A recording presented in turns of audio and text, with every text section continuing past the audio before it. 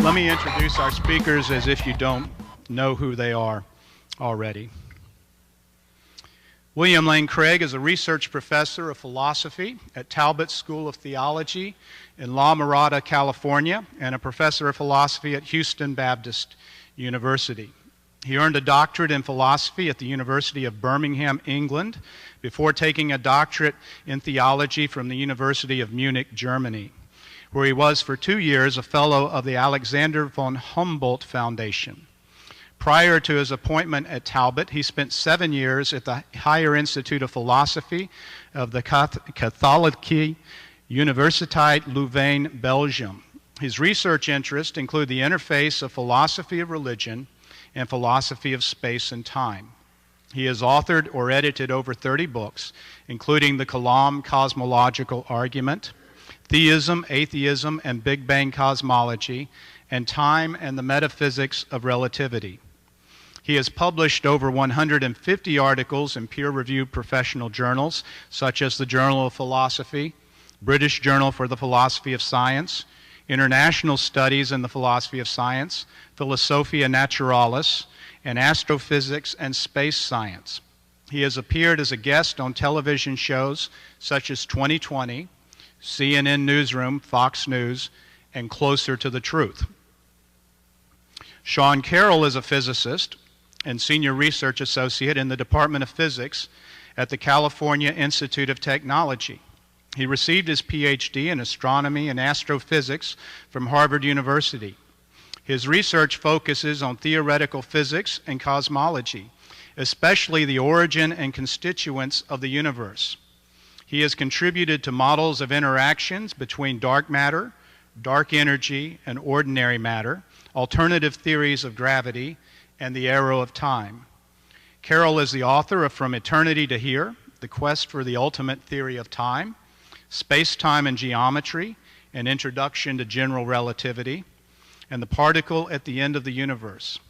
He has been awarded fellowships by the Sloan Foundation, Packard Foundation, and the American Physical Society, and won the 2013 Royal Society Winton Prize for Science Books. He has appeared on TV shows such as The Colbert Report, Through the Wormhole with Morgan Freeman, and Closer to Truth. Welcome our guests as they come to speak to us.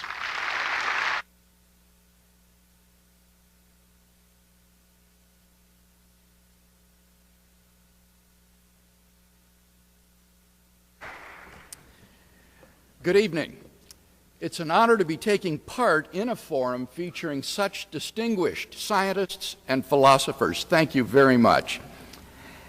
In his recent book, Where the Conflict Really Lies, Alvin Plantinga distinguished 3 ways in which science and theism might be related: areas of apparent conflict, genuine conflict, and concord. I take it as obvious that there does not exist even apparent conflict between contemporary cosmogonic theories and theism. Contemporary cosmology would therefore seem to be an area of obvious concord between science and theism. But tonight I want to defend an even stronger claim, namely that the evidence of contemporary cosmology actually renders God's existence considerably more probable than it would have been without it.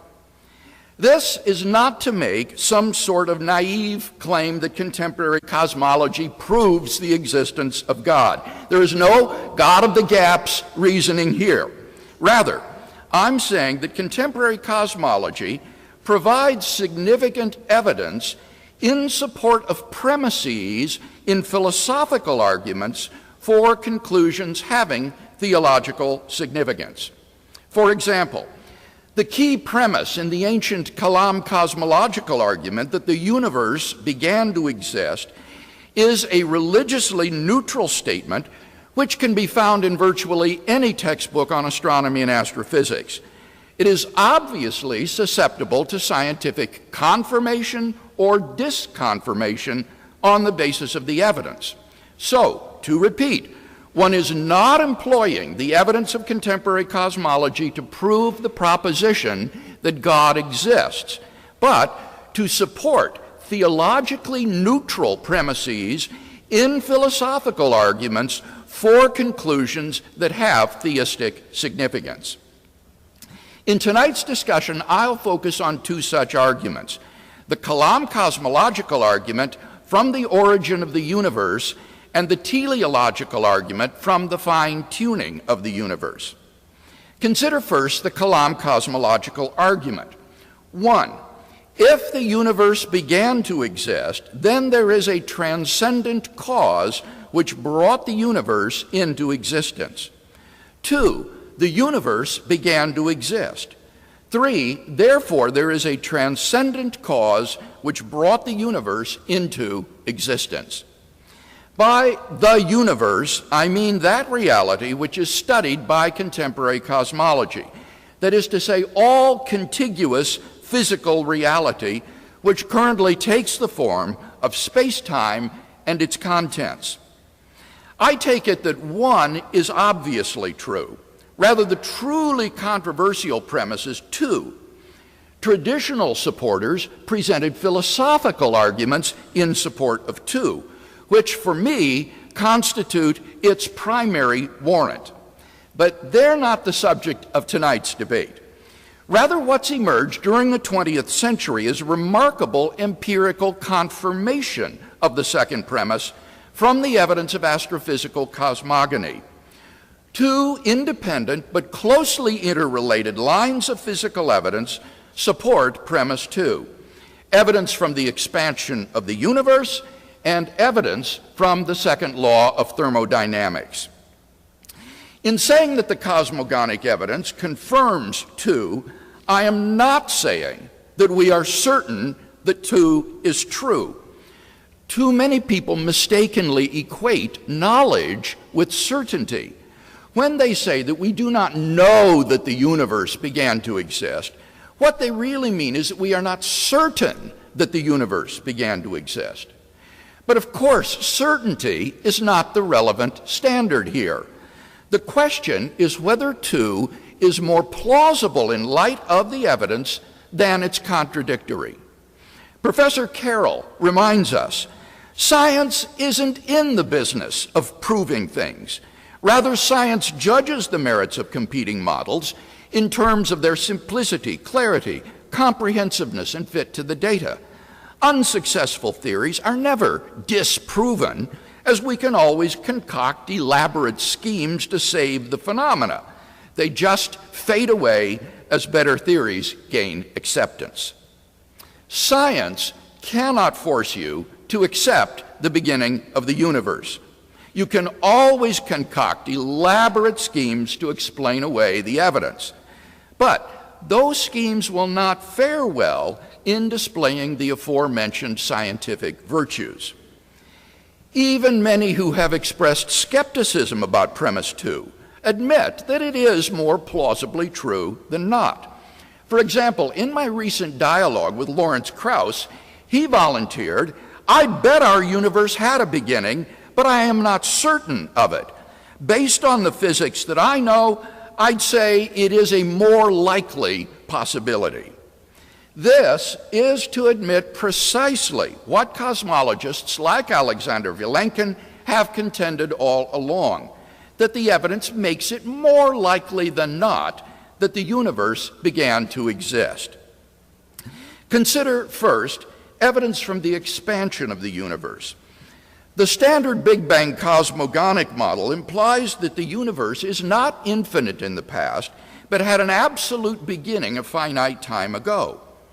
Although advances in astrophysical cosmology have forced various revisions in the standard model, nothing has called into question its fundamental prediction of the finitude of the past and the beginning of the universe. Indeed, as James Sinclair has shown, the history of 20th century cosmogony has seen a parade of failed theories trying to avert the absolute beginning predicted by the standard model. Meanwhile, a series of remarkable singularity theorems has increasingly tightened the loop around empirically tenable cosmogonic models by showing that under more and more generalized conditions, a beginning is inevitable. In 2003, Arvind Borde, Alan Guth, and Alexander Vilenkin were able to show that any universe, which is on average in a state of cosmic expansion throughout its history, cannot be infinite in the past, but must have a beginning. In 2012, Vilenkin showed that cosmogonic models, which do not fall under this condition, including Professor Carroll's own model, fail on other grounds to avert the beginning of the universe. Vilenkin concluded none of these scenarios can actually be past eternal. All the evidence we have says that the universe had a beginning. The Borde-Guth-Vilenkin theorem proves that classical spacetime, under a single, very general condition, cannot be extended to past infinity, but must reach a boundary at some time in the finite past. Now, either there was something on the other side of that boundary or not. If not, then that boundary is the beginning of the universe. If there was something on the other side, then it will be a non-classical region, described by the yet-to-be-discovered theory of quantum gravity.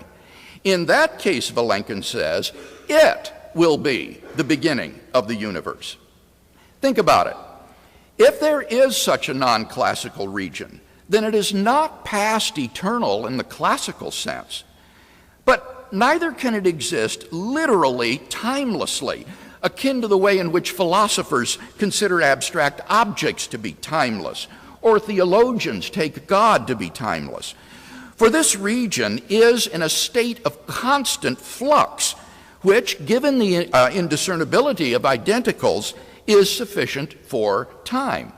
So even if time as defined in classical physics does not exist at such an era, some sort of time would.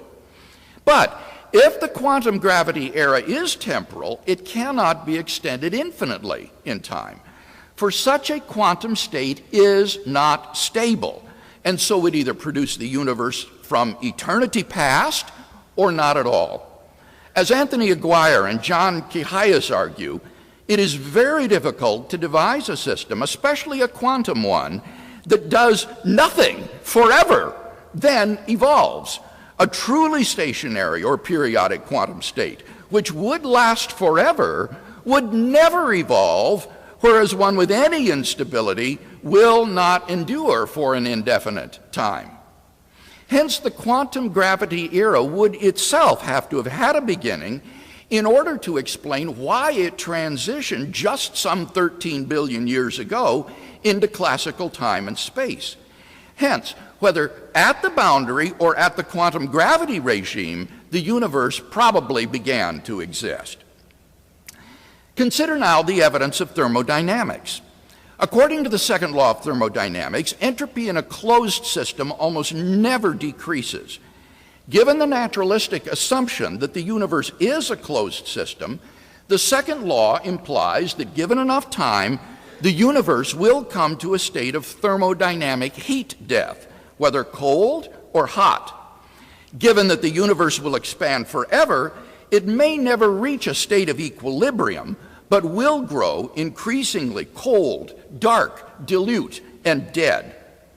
But then the obvious question arises. Why, if the universe has existed forever, is it not now in a cold, dark, dilute, and lifeless state? P.C.W. Davies gives the obvious answer. The universe can't have existed forever.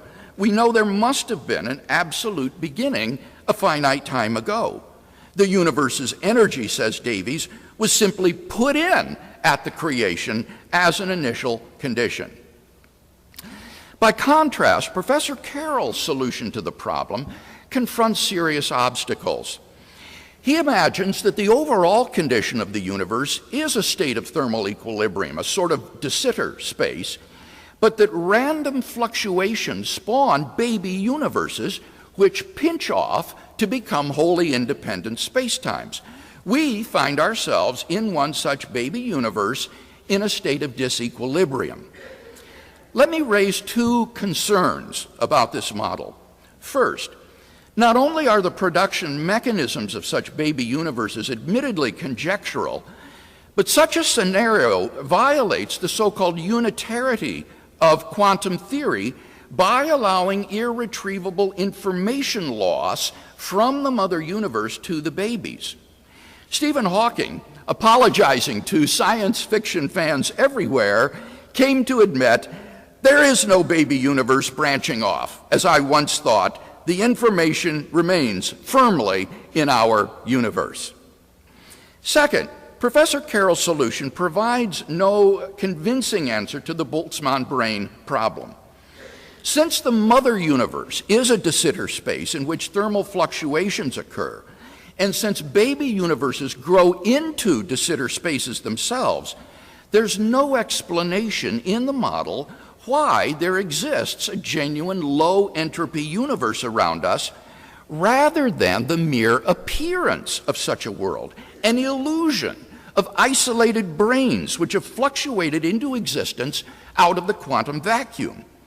These and other problems make Professor Carroll's model less plausible than the standard solution that the universe began to exist with an initial low entropy condition. Skeptics might hope that quantum cosmology might serve to avert the implications of the second law of thermodynamics. But now, a new singularity theorem formulated by Aaron Wall seems to close the door on that possibility. Wall shows that given the validity of the generalized second law of thermodynamics in quantum cosmology, the universe must have begun to exist, unless, as in Professor Carroll's model, one postulates a reversal of the arrow of time at some point in the past, which, he rightly observes, involves a thermodynamic beginning in time, which would seem to raise the same sorts of philosophical questions that any other sort of beginning in time would. Wall reports that his results require only certain basic concepts so that it is reasonable to believe that the results will hold in a complete theory of quantum gravity. Thus, we have good evidence, both from the expansion of the universe and from the second law of thermodynamics, that the universe is not past eternal, but had a temporal beginning. So, the second premise of the Kalam cosmological argument receives significant confirmation from the evidence of contemporary cosmology. We have then a good argument for a transcendent cause of the universe. Turn now to the teleological argument from the fine-tuning of the universe. Scientists have been stunned by the discovery that the existence of intelligent, interactive life depends upon a complex and delicate balance of fundamental constants and quantities, like the gravitational constant or the amount of entropy in the early universe, which are fine-tuned to a degree that is literally incomprehensible. Now, there are three possibilities debated in the literature for explaining the presence of this remarkable fine-tuning: physical necessity, chance, or design. The question then is, which of these three alternatives is the most plausible? On the basis of the evidence, we may argue, 1, the fine-tuning of the universe is due to either physical necessity, chance, or design. 2, it is not due to physical necessity or chance. 3, therefore, it is due to design. Consider then the first alternative, physical necessity. This alternative seems extraordinarily implausible because the constants and quantities are independent of the laws of nature. The laws of nature are consistent with a wide range of the values of these constants and quantities. For example, the most promising candidate for a theory of everything to date, superstring theory or M theory, allows a cosmic landscape of around 10 to the 500th power different universes governed by the present laws of nature, so that it does nothing to render the observed values of the constants and quantities physically necessary. So what about the second alternative, that the fine-tuning is due to chance? The problem with this alternative is that the odds against the universe's being life-permitting are so incomprehensibly great that they cannot be reasonably faced. In order to rescue the alternative of chance, its proponents have therefore been forced to adopt the hypothesis that there exists a sort of world ensemble or multiverse of randomly ordered universes, of which our universe is but a part. Now comes the key move. Since observers can exist only in finely tuned worlds, of course we observe our universe to be fine-tuned. So, this explanation of fine-tuning relies on, one, the existence of a specific type of world ensemble, and two, an observer self-selection effect. Now, this explanation, wholly apart from objections to one, faces a very formidable objection to two, namely the Boltzmann brain problem. In order to be observable, the universe need not be fine-tuned for our existence. Indeed, it is vastly more probable that a random fluctuation of mass energy would yield a universe dominated by Boltzmann brain observers than one dominated by ordinary observers like ourselves. In other words, the observer self-selection effect is explanatorily vacuous. As Robin Collins has noted, what needs to be explained is not just intelligent life, but embodied, interactive, intelligent agents like ourselves. Appeal to an observer self-selection effect accomplishes nothing because there's no reason whatever to think that most observable worlds or the most probable observable worlds are worlds in which that kind of observer exists. Indeed, the opposite appears to be true. Most observable worlds will be Boltzmann brain worlds. Since we are presumably not Boltzmann brains, that fact strongly disconfirms a naturalistic world ensemble or multiverse hypothesis. It seems then that the fine-tuning is not plausibly due to physical necessity or chance.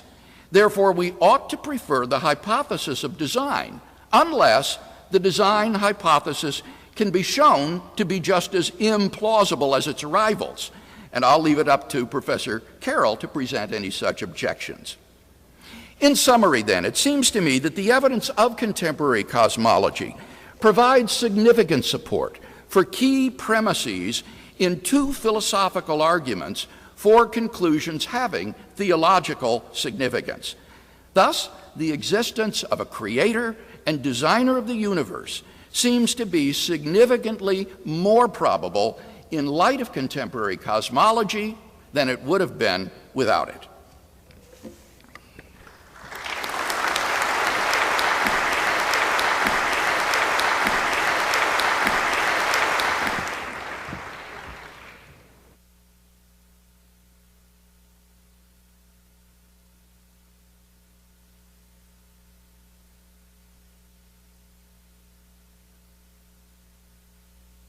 Well, thank you very much. It's a great pleasure to be here. The Greer Herd Forum has been very wonderful. I thank Dr. Craig for participating. For everyone here, I appreciate your attendance.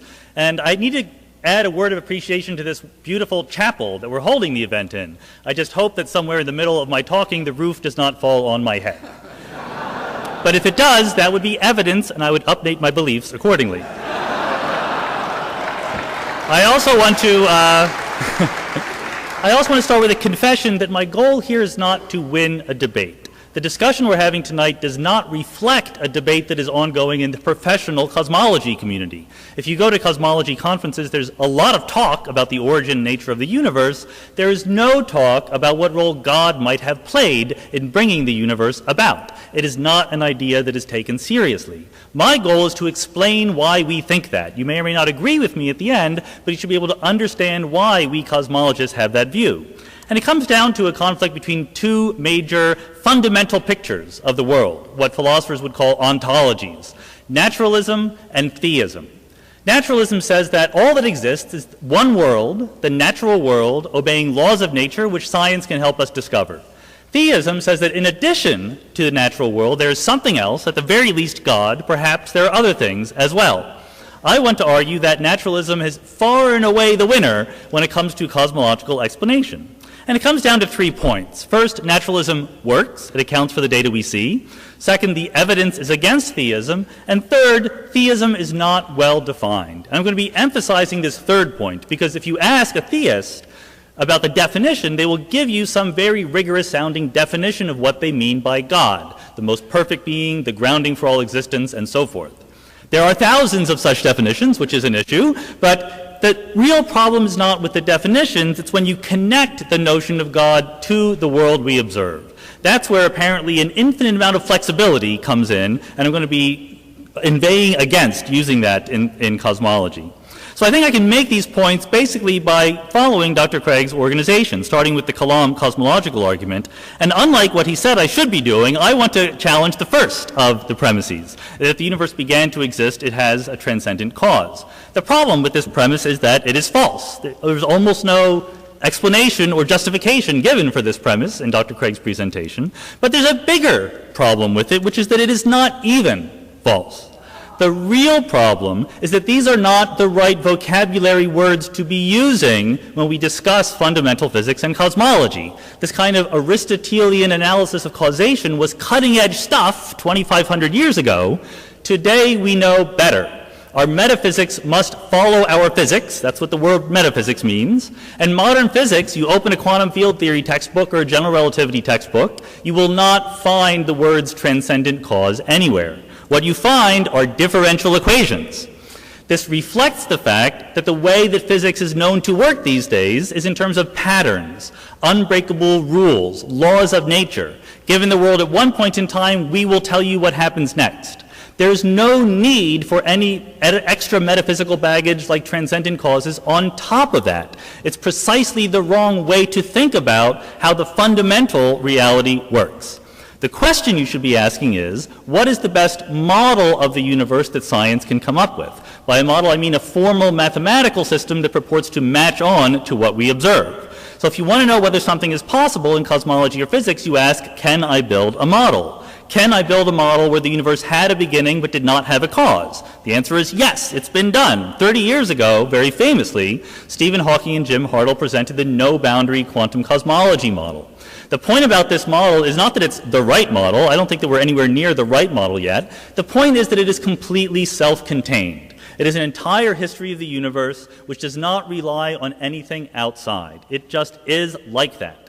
The demand for more than a complete and consistent model that fits the data is a relic of a pre-scientific view of the world. My claim is that if you had a perfect cosmological model that accounted for the data, you would go home and declare yourself having been victorious.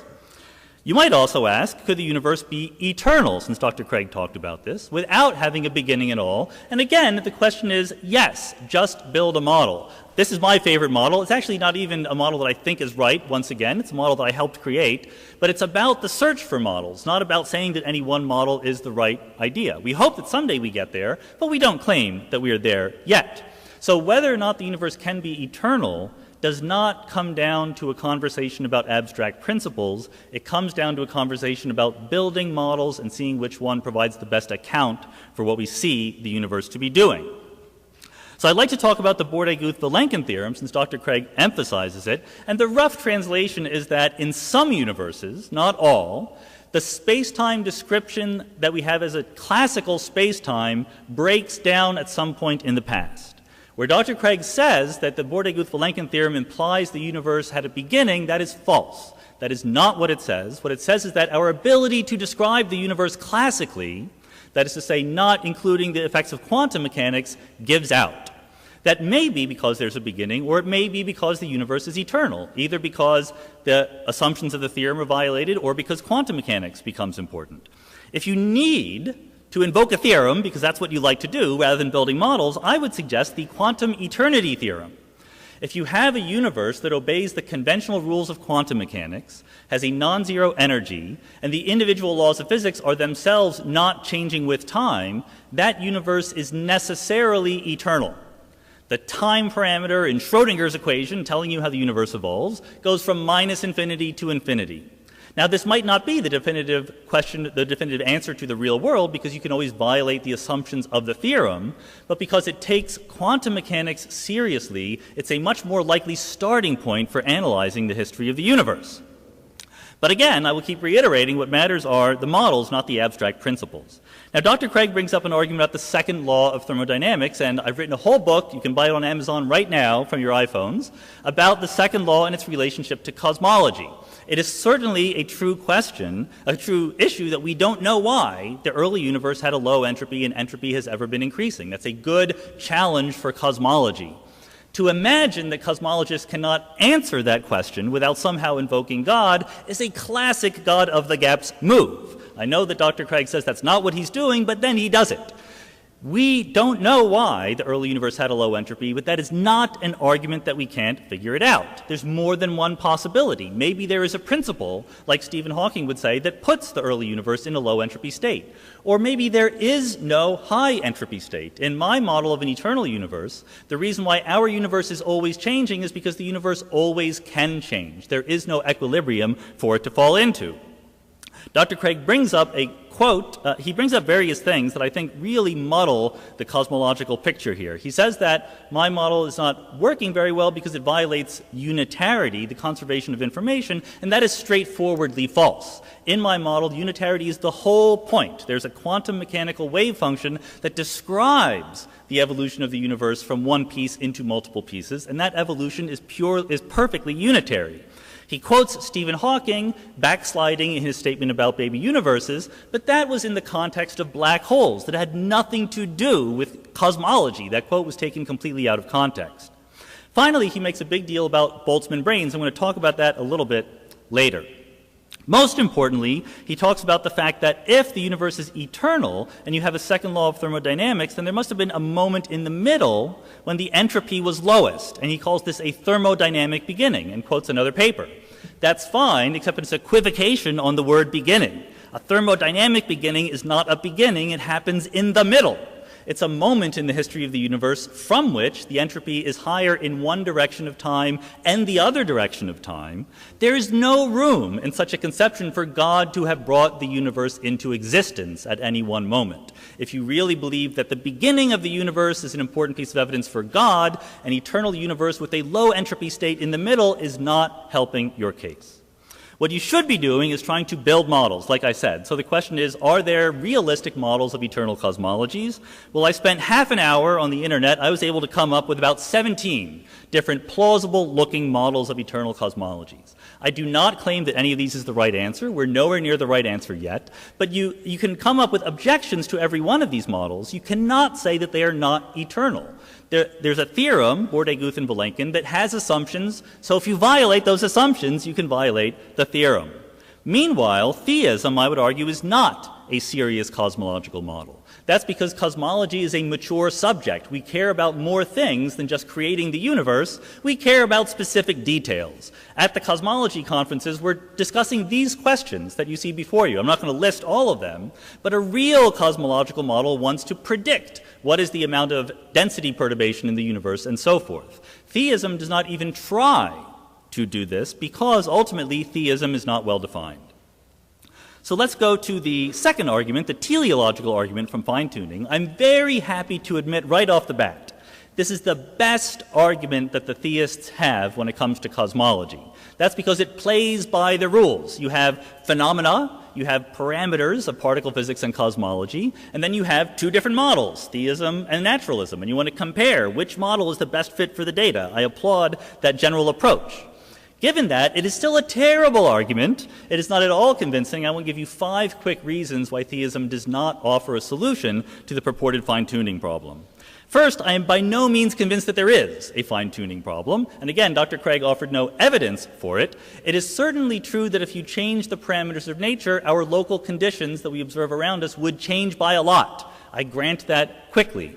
I do not grant that therefore life could not exist. I will start granting that once someone tells me the conditions under which life can exist. What is the definition of life, for example? If it's just information processing, thinking, or something like that, there's a huge panoply of possibilities. They sound very science fiction-y, but then again, you're the one who's changing the parameters of the universe. The results are going to sound like they come from a science fiction novel. Sadly, we just don't know whether life could exist if the conditions of our universe were very different, because we only see the universe that we see. Secondly, God doesn't need to fine-tune anything. We talk about the parameters of physics and cosmology, the mass of the electron, the strength of gravity, and we say if they weren't the numbers that they were, then life itself could not exist. That really underestimates God by a lot, which is surprising from theists, I think. In theism, life is not purely physical. It's not purely a collection of atoms doing things like it is in naturalism.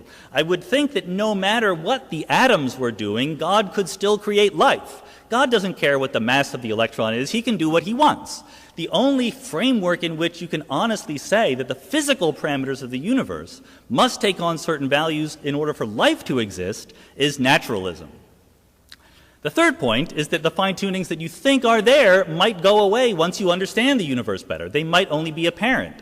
There's a famous example that theists like to give, or even cosmologists who haven't thought about it enough, that the expansion rate of the early universe is tuned to within 1 part in 10 to the 60th. That's the naive estimate back of the envelope, pencil, and paper you would do. But in this case, you can do better. You can go into the equations of general relativity, and there is a correct, rigorous derivation of the probability. And when you ask the same question using the correct equations, you find that the probability is 1. All but a set of measure 0 of early universe cosmologies have the right expansion rate to live for a long time and allow life to exist. I can't say that all parameters fit into that paradigm, but until we know the answer, we can't claim that they are definitely finely tuned. Number 4, there's an obvious and easy naturalistic explanation in the form of the cosmological multiverse. People like to worry about the multiverse. It sounds extravagant. I claim the multiverse is amazingly simple.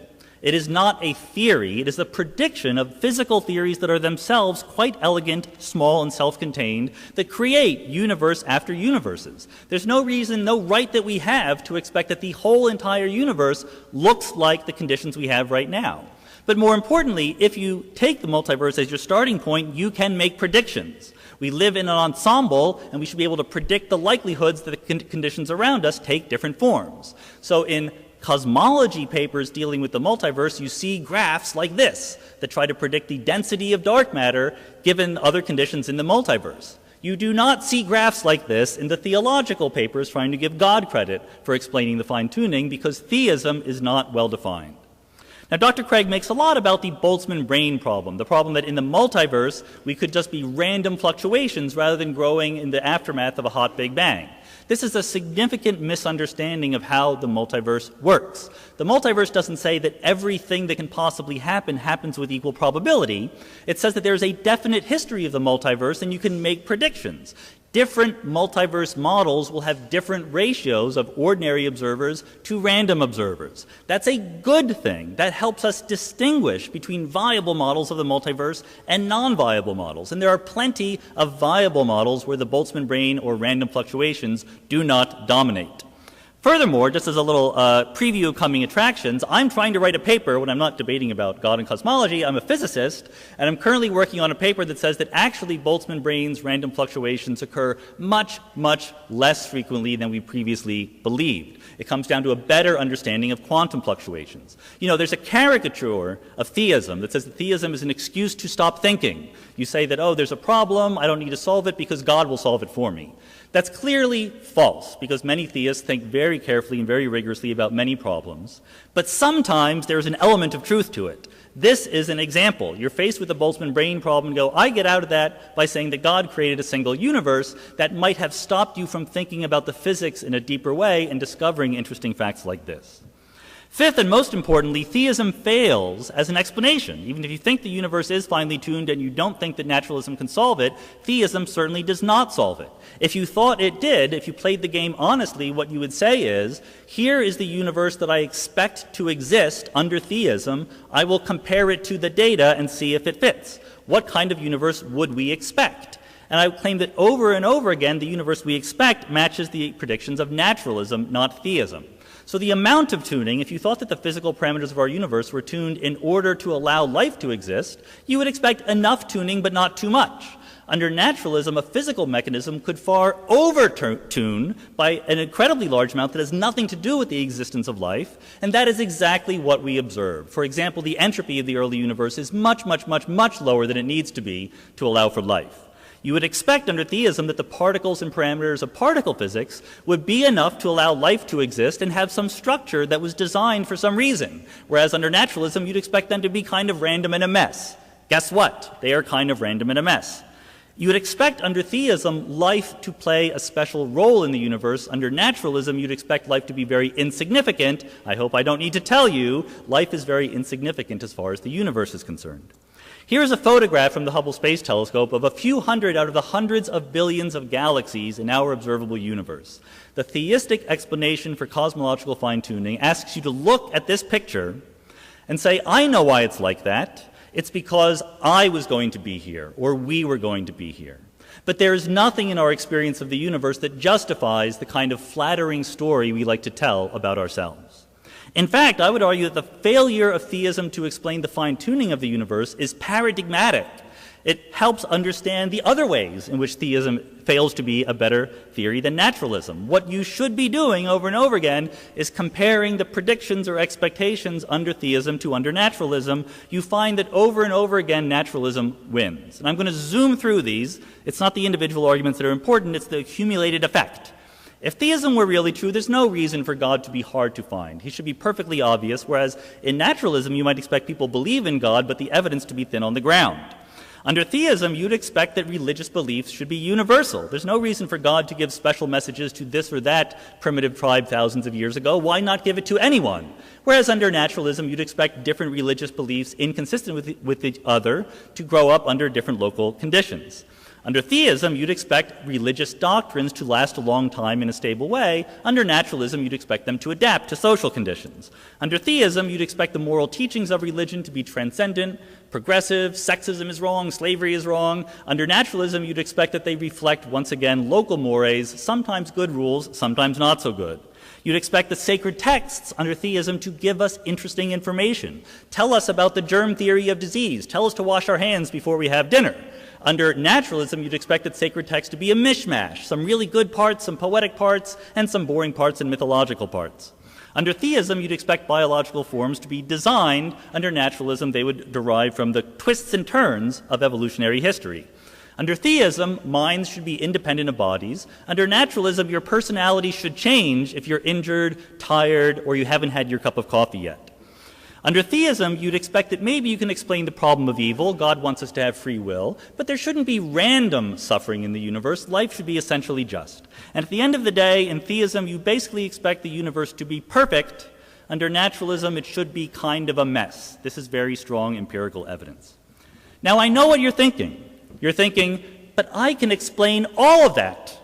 I know you can explain all. So can I. It's not hard to come up with ex post facto justifications for why God would have done it that way. Why is it not hard? Because theism is not well defined. That's what computer scientists call a bug, not a feature. Immanuel Kant famously said, there will never be an Isaac Newton for a blade of grass. In other words, sure, you can find some physical explanation for the motion of the planets, but never for something as exquisitely organized and complex as a biological organism. Except, of course, that Charles Darwin then went and did exactly that. We can paraphrase Dr. Craig's message as saying, there will never be an Isaac Newton for the cosmos. But everything we know about the history of science and the current state of physics says we should be much more optimistic than that. Thank you.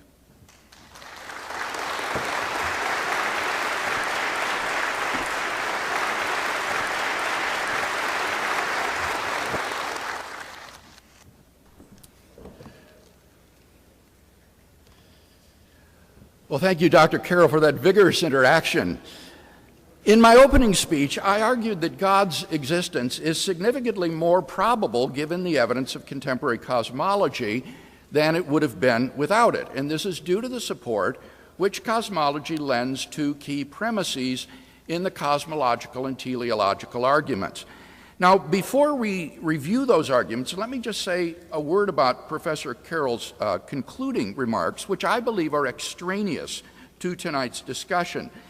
He's very concerned to show that God's existence is improbable relative to certain non-cosmological data. For example, the problem of evil, our insignificant size, and so forth. The very fact that these are non-cosmological data shows that they are not relevant in tonight's debate. And I've addressed things like the problem of evil extensively, for example, in Philosophical Foundations for a Christian Worldview. So the debate tonight is not over the probability of theism versus naturalism. That would requires to assess all sorts of non-cosmological data. Rather, the question is God's existence more probable given the data of cosmology, contemporary cosmology, than it would have been without it? And I think it certainly is.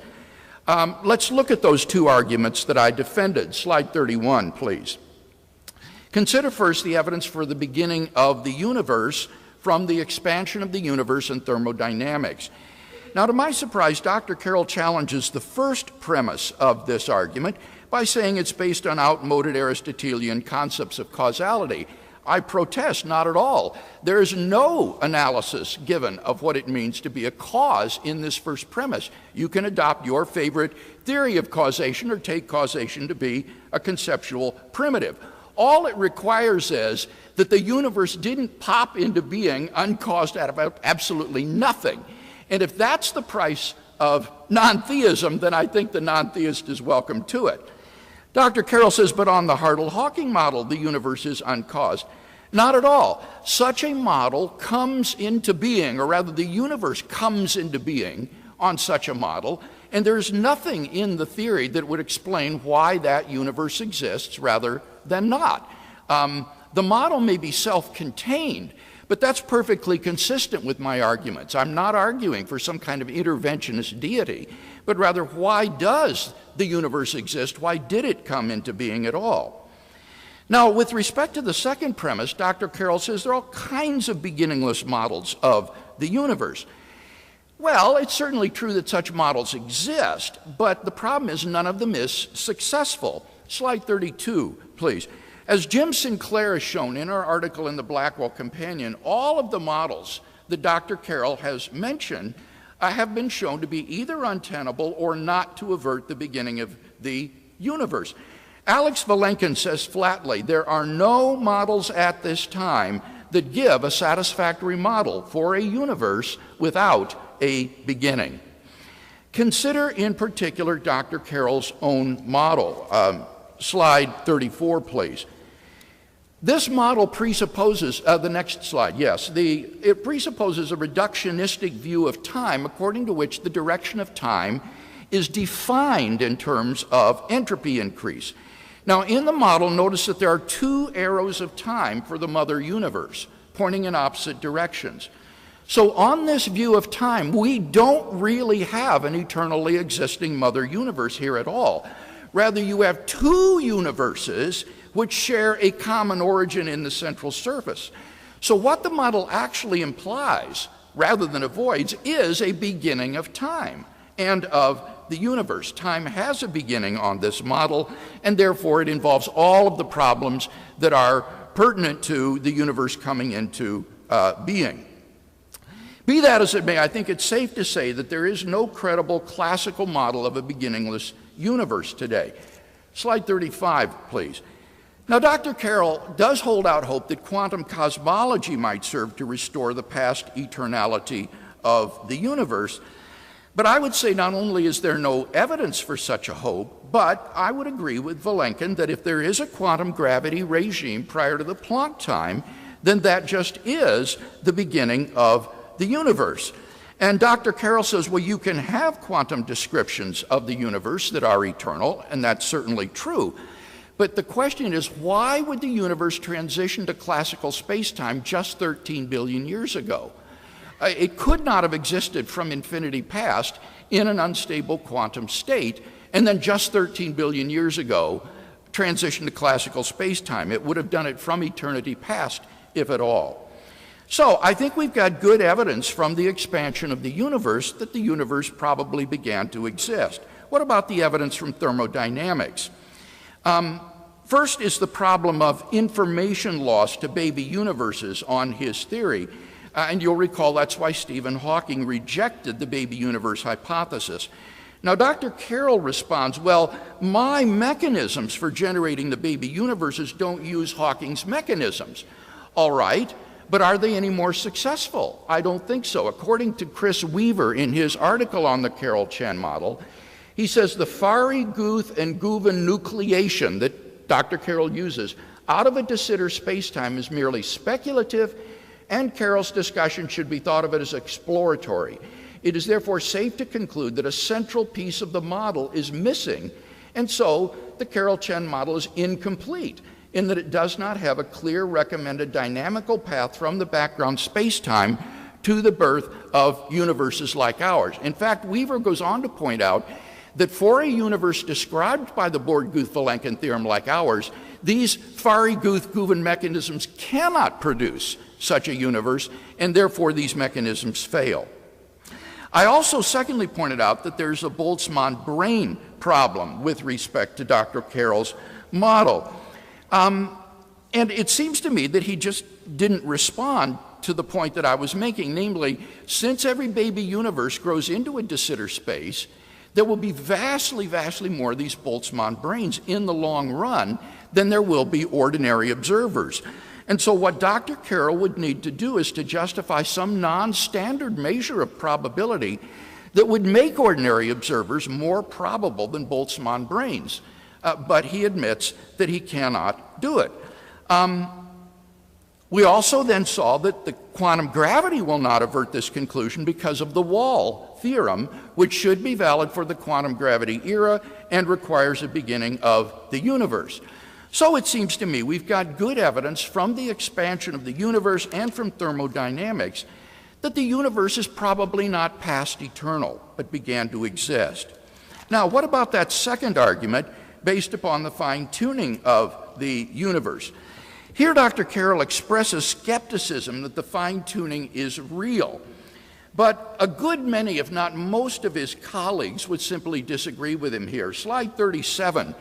Luke Barnes provides a list of just some of the scientists who have published works in defense of the reality of fine-tuning. And I can think of one more name that we should add to the list, namely Sean Carroll. Listen to what he has to say about the low entropy condition of the early universe, which Robin Collins calls potentially the most outstanding case of fine-tuning. Carroll writes, if the universe we see is really all there is, with the Big Bang as a low entropy beginning, we seem to be stuck with an uncomfortable fine-tuning problem. And so he tries to explain away this fine-tuning via the world ensemble or multiverse hypothesis. But then, as I argued in my opening speech, he confronts this Boltzmann brain problem once again. Even if Dr. Carroll could show that ordinary observers predominate in life-permitting worlds, what about all of those worlds that are not life-permitting? Because the other constants and quantities are not finely tuned. In such worlds, which vastly outnumber finely tuned worlds, there will be no ordinary observers. And yet there will be untold numbers of Boltzmann brains dominated or produced by thermal fluctuations. So the entire multiverse will be dominated by universes having vastly more Boltzmann brains than ordinary observers like us. And therefore the data on the multiverse hypothesis is incomprehensibly improbable. The evidence is strongly disconfirmatory of the world ensemble hypothesis.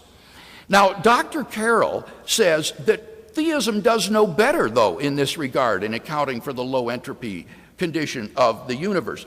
For why, he asks, did God make the entropy of the universe so unnecessarily low in order to create us?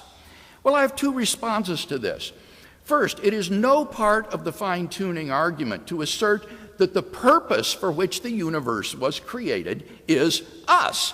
There may well be intelligent life created by God scattered throughout the universe. But secondly, as Robin Collins has pointed out, even if a general low entropy condition is not necessary for our existence, it is necessary for the discoverability of the universe. God hasn't given us an instruction manual about how the world works.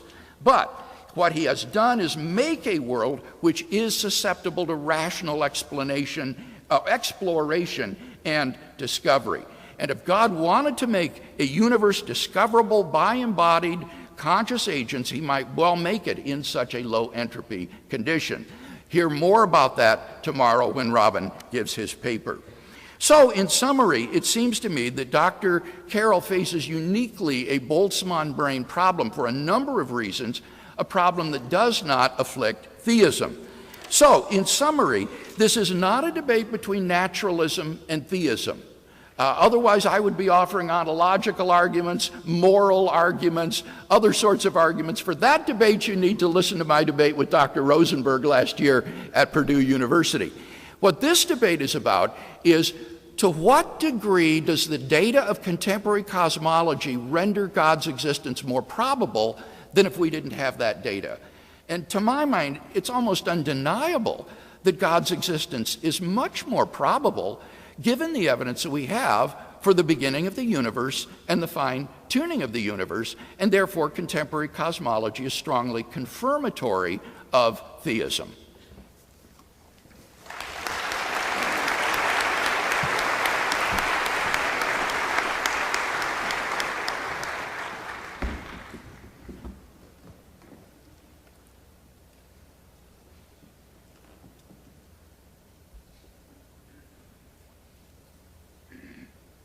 Great. Well, thanks again. And I think that we can just go right back to my three major points. And I think that halfway through our forum, I believe these three major points more strongly than ever. Now, I know that Dr. Craig would disagree, but I'll try to establish that his disagreements with number one are based on misunderstandings of the science. His disagreements with number two, the evidences against theism, is largely based on using number three, the fact that theism is not well defined. So let's go to the Kalam cosmological argument. There's a deep philosophical difference between us. I claim that a consistent, complete model that fits the data, accounts for what we see in the world, is a success. There's no right that we have to demand more than that. And I believe that Dr. Craig's response was, yes, there is. I don't think this counts as a very good response. It's a very difficult thing because the universe is different than our everyday experience. That doesn't sound like a surprising statement, but we really need to take it to heart. To look at a modern cosmological model and say, yes, but what was the cause, is like looking at someone taking pictures with an iPhone and saying, but where does the film go? It's not that the answer is difficult or inscrutable, it's completely the wrong question to be asking. And in fact, it's a little technical, most of this, my second talk here, but I think it's worth getting it right. Why should we expect that there are causes or explanations or reason why in the universe in which we live? It's because the physical world inside of which we're embedded has two important features. There are unbreakable patterns, laws of physics. Things don't just happen, they obey the laws. And there is an arrow of time stretching from the past to the future. The entropy was lower in the past, increases toward the future. Therefore, when you find some event or state of affairs B today, we can very often trace it back in time to one or a couple of possible predecessor events that we therefore call the cause of that, which leads to be according to the laws of physics. But crucially, both of these features of the universe that allow us to speak the language of causes and effects are completely absent when we talk about the universe as a whole. We don't think that our universe is part of a bigger ensemble that obeys laws. Even if it's part of the multiverse is not part of a bigger ensemble that obeys laws. Therefore, nothing gives us the right to demand some kind of external cause. The idea that our intuitions about cause and effect that we get from the everyday experience of the world in this room should somehow be extended without modification to the fundamental nature of reality is fairly absurd. On a more specific level, we talked about my model. Again, I'm not trying to defend my model. I'm the first one to say that it has problems. None of the problems that it has are the ones that Dr. Craig raised. He says that it's not really eternal, which it is hard to express the extent to which I think this is grasping at straws. The axis for time goes to the top and the bottom, and it goes forever. The only sense in which this universe is not eternal is that there is a moment in the middle where the entropy is lowest. I made the point in my opening speech that that has nothing to do with the kind of beginning you would need to give God room to work, and as far as I can recall, Dr. Craig didn't address that argument. He does say that it is speculative, the idea of baby universes coming into existence, the first to agree. It's completely speculative. He quotes a paper that says that the mechanism by which baby universes are created is speculative and might not be right. Again, it's completely true. He claims to use it to say that unitarity is violated, even though the quote he read didn't mention unitarity and wasn't about unitarity. That is not a sensible objection. I will repeat the quantum eternity theorem, a sensible place for beginning analysis of the history of the universe might be with the rules of quantum mechanics. He claims that someone else said that there might be a singularity in quantum gravity, but he gives us no understanding. He simply repeats his previous analysis. So I want to draw attention not to my model, but to the model of Anthony Aguirre and Stephen Grattan, because this is perfectly well defined. This is a bouncing cosmology that is infinite in time. It goes from minus infinity to infinity. It has classical description everywhere. There's no possible sense in which this universe comes into existence at some moment in time. And I would really like Dr. Craig to explain to us why this universe is not okay. Now, you might think that, there's a theorem by Alan Guth and Arvind Borde and Alex Vilenkin that says the universe had a beginning. I've explained to you why that's not true, but in case you don't trust me, I happen to have Alan Guth right here, one of the authors of the Borde-Guth-Vilenkin theorem. Alan, what do you say? He says, I don't know whether the universe had a beginning. I suspect the universe didn't have a beginning. It's very likely eternal, but nobody knows. Now, how in the world can the author of the Borde-Guth-Vilenkin theorem say the universe is probably eternal for the reasons I've already told you? The theorem is only about classical descriptions of the universe, not about the universe itself. So going to the teleological argument, it is true, Dr. Craig brings up the point that people disagree with me. It is true.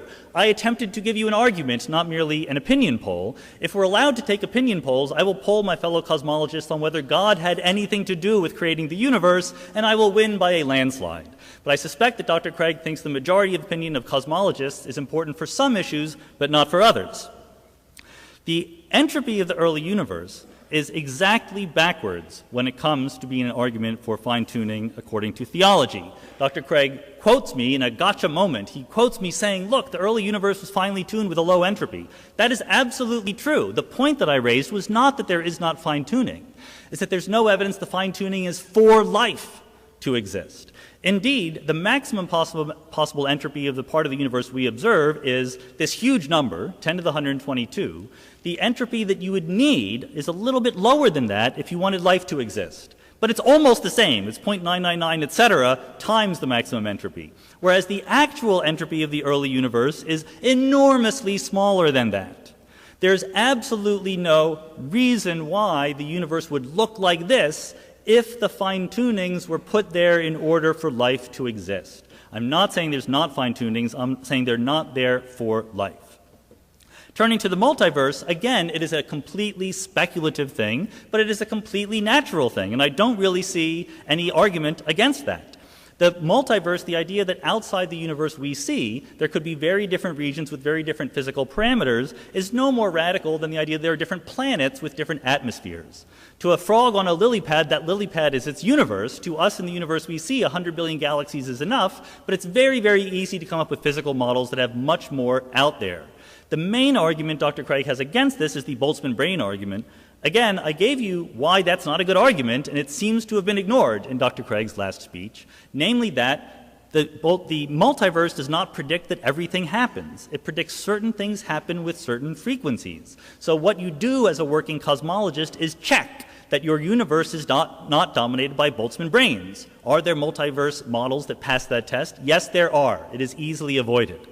Then he brings up this weird argument. He says there could be the regions where ordinary observers could not exist because the parameters are not right, but Boltzmann brains could exist. But the whole point is that Boltzmann brains are forms of life.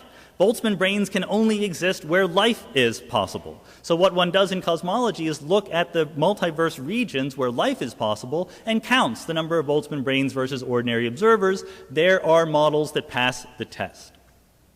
Now, I think that this is a crucial, again, a philosophical point here, because when I talked about the list of ways in which our expectations for theism come out completely wrong when you compare them to the world, Dr. Craig said, well, but that's not the point. We're not arguing about morality and things like that. But again, that misses the point of my argument.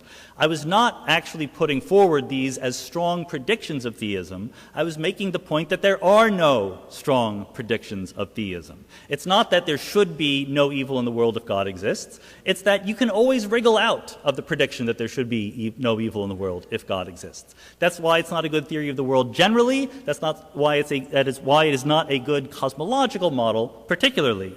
And now Dr. Craig said that we shouldn't expect to know things about the world simply because we say that God finely tuned it. Just because under theism, he says, God made the parameters of the universe such to allow us to allow life to exist, doesn't mean we can have any other expectation for predicting what those parameters are.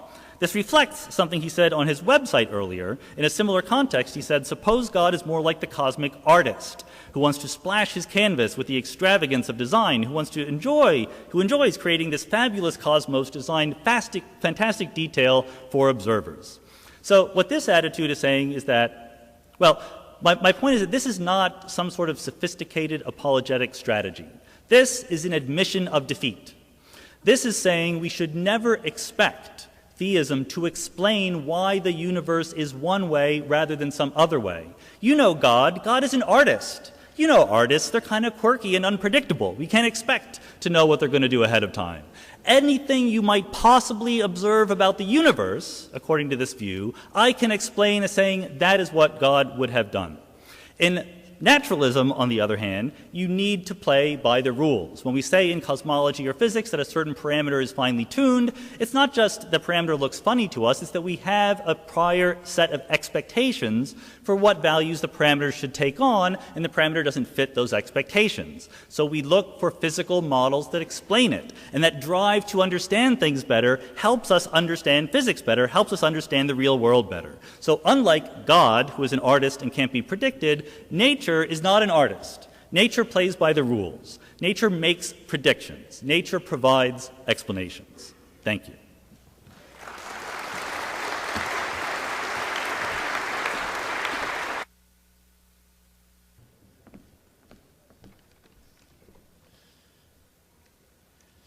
Well, perhaps you feel like you've been drinking from a fire hose this evening. But let me, in my final speech, try to draw together some threads of the debate and see if we can draw some conclusions. I hope that it's been obvious tonight that I am not offering God as a theory to compete with scientific theories about the universe. Rather, I am saying that those self-contained secular theories provide evidence for theologically neutral premises in philosophical arguments leading to a conclusion that has theistic significance. Premises like the universe began to exist, or the fine-tuning is not due to physical necessity or to chance. And if those premises are supported, then it follows deductively that there is a creator and designer of the universe. Dr. Carroll's complaints about theism not making predictions would be only important if I were offering some sort of theistic theory of the world, but I'm not doing so. I am simply appealing to the cosmological evidence in support of these theologically neutral premises that go to deductively imply the existence of a creator and designer. Now let's look again at those arguments that I defended. First, the Kalam cosmological argument.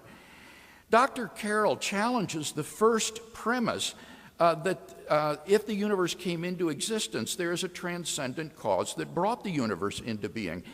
And honestly, I'm quite astonished that he would think the universe can literally pop into being out of nothing. Let me just give three arguments for why there must be a cause. First of all, it seems to me a metaphysical first principle that being doesn't come from non-being, that things don't just pop into existence from literally nothing. Nothingness has no properties, no potentialities. It's not anything. And so it seems to me inconceivable metaphysically to think the universe could come into being from nothing. Secondly, if the universe could come into being from nothing, then why is it that only universes can pop into being out of nothing? Why not bicycles and Beethoven and root beer? What makes nothingness so discriminatory? If universes could pop into being out of nothing, then anything and everything should pop into being out of nothing. Since it doesn't, that suggests that things that come into being have causes. And finally, all the empirical evidence we have supports the truth of the causal principle. When Dr. Carroll says, oh, but the universe is different than our experience, this is really committing what Alexander Proust calls the taxi cab fallacy. That is to say, you go with the causal principle until you reach your desired goal, and then you think you can just dismiss it like a hack because you don't want there to be a cause of your entity, the universe. But if the universe came into existence, if the universe is not eternal, then surely it would need to have a cause. And in fact, to deny this is unscientific because the whole project of contemporary cosmogony is to try to find what is the cause of the universe. So on his principle, it would be a science stopper and would destroy his very field of expertise. Now, with respect to the second premise that the universe did begin to exist, could we have slide 33, please? In response to my argument that he actually has an origin of time going in two opposite directions, do we have slide 33?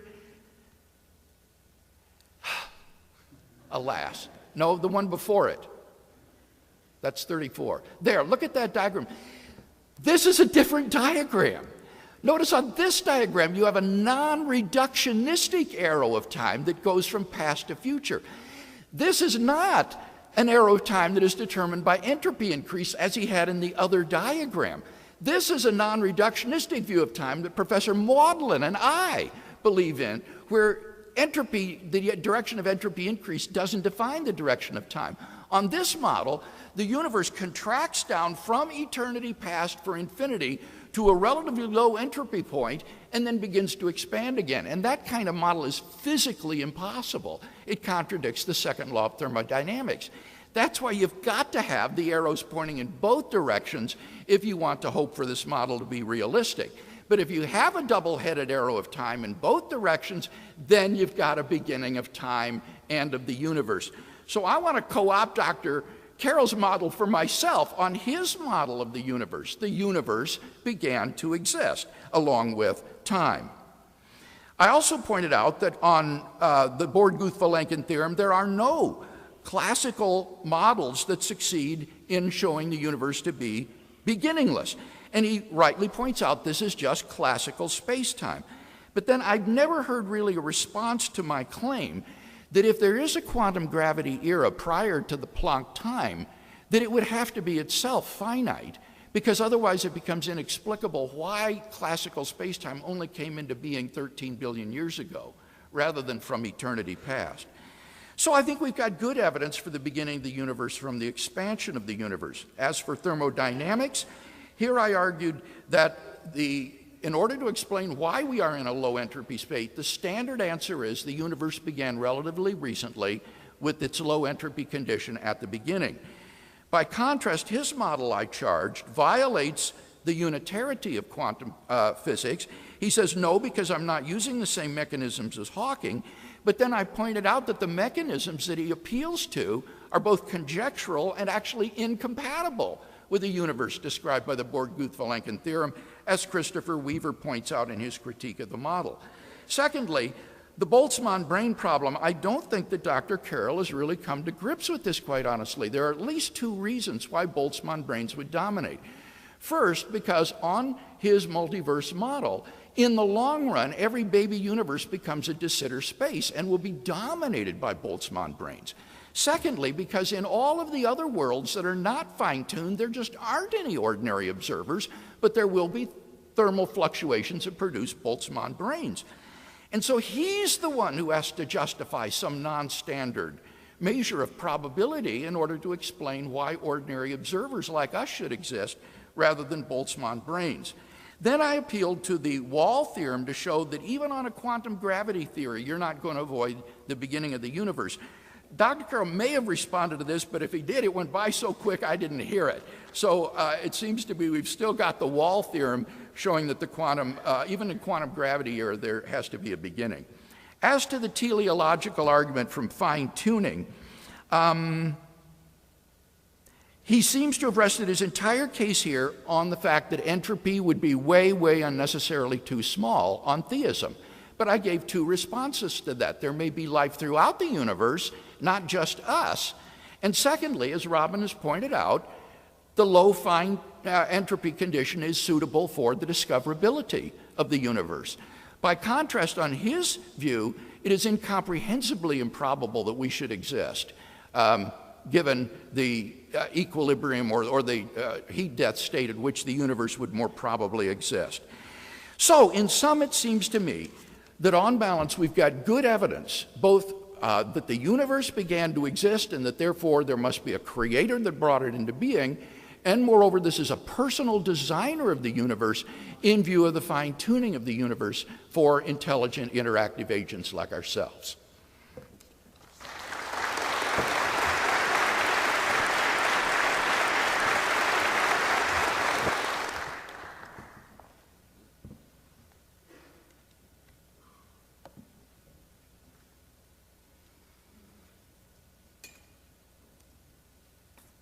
All right, congratulations to everyone for having made it this far. I will confess a bit of frustration in this final talk because I think that almost everything that Dr. Craig said in his last talk, he had already said, and I tried to give my best response to it. They weren't always matched. So I'm going to take advantage of that to do something bizarre and unpredictable, which I'll get to in a second. First, I want to notice some of the things he did say. He said he was astonished that I refused to accept the fact that things need causes to happen, to which I can only quote David Lewis, "I do not know how to refute an incredulous stare." I tried to give the reason why the causation analysis that we use for objects within the universe does not apply to the universe, but that more or less whizzed on by. Dr. Craig gets a lot of mileage out of the presumed nuttiness of things just popping into existence. Why don't bicycles just pop into existence? Again, I tried to explain what makes the universe different, but more importantly, the phrase popping into existence is not the right one to use when you're talking about the universe. It sounds as if it's something that happens in time, but that's not the right way to do it because there is no before the beginning, if there is a beginning. The correct thing to say is there was a first moment of time.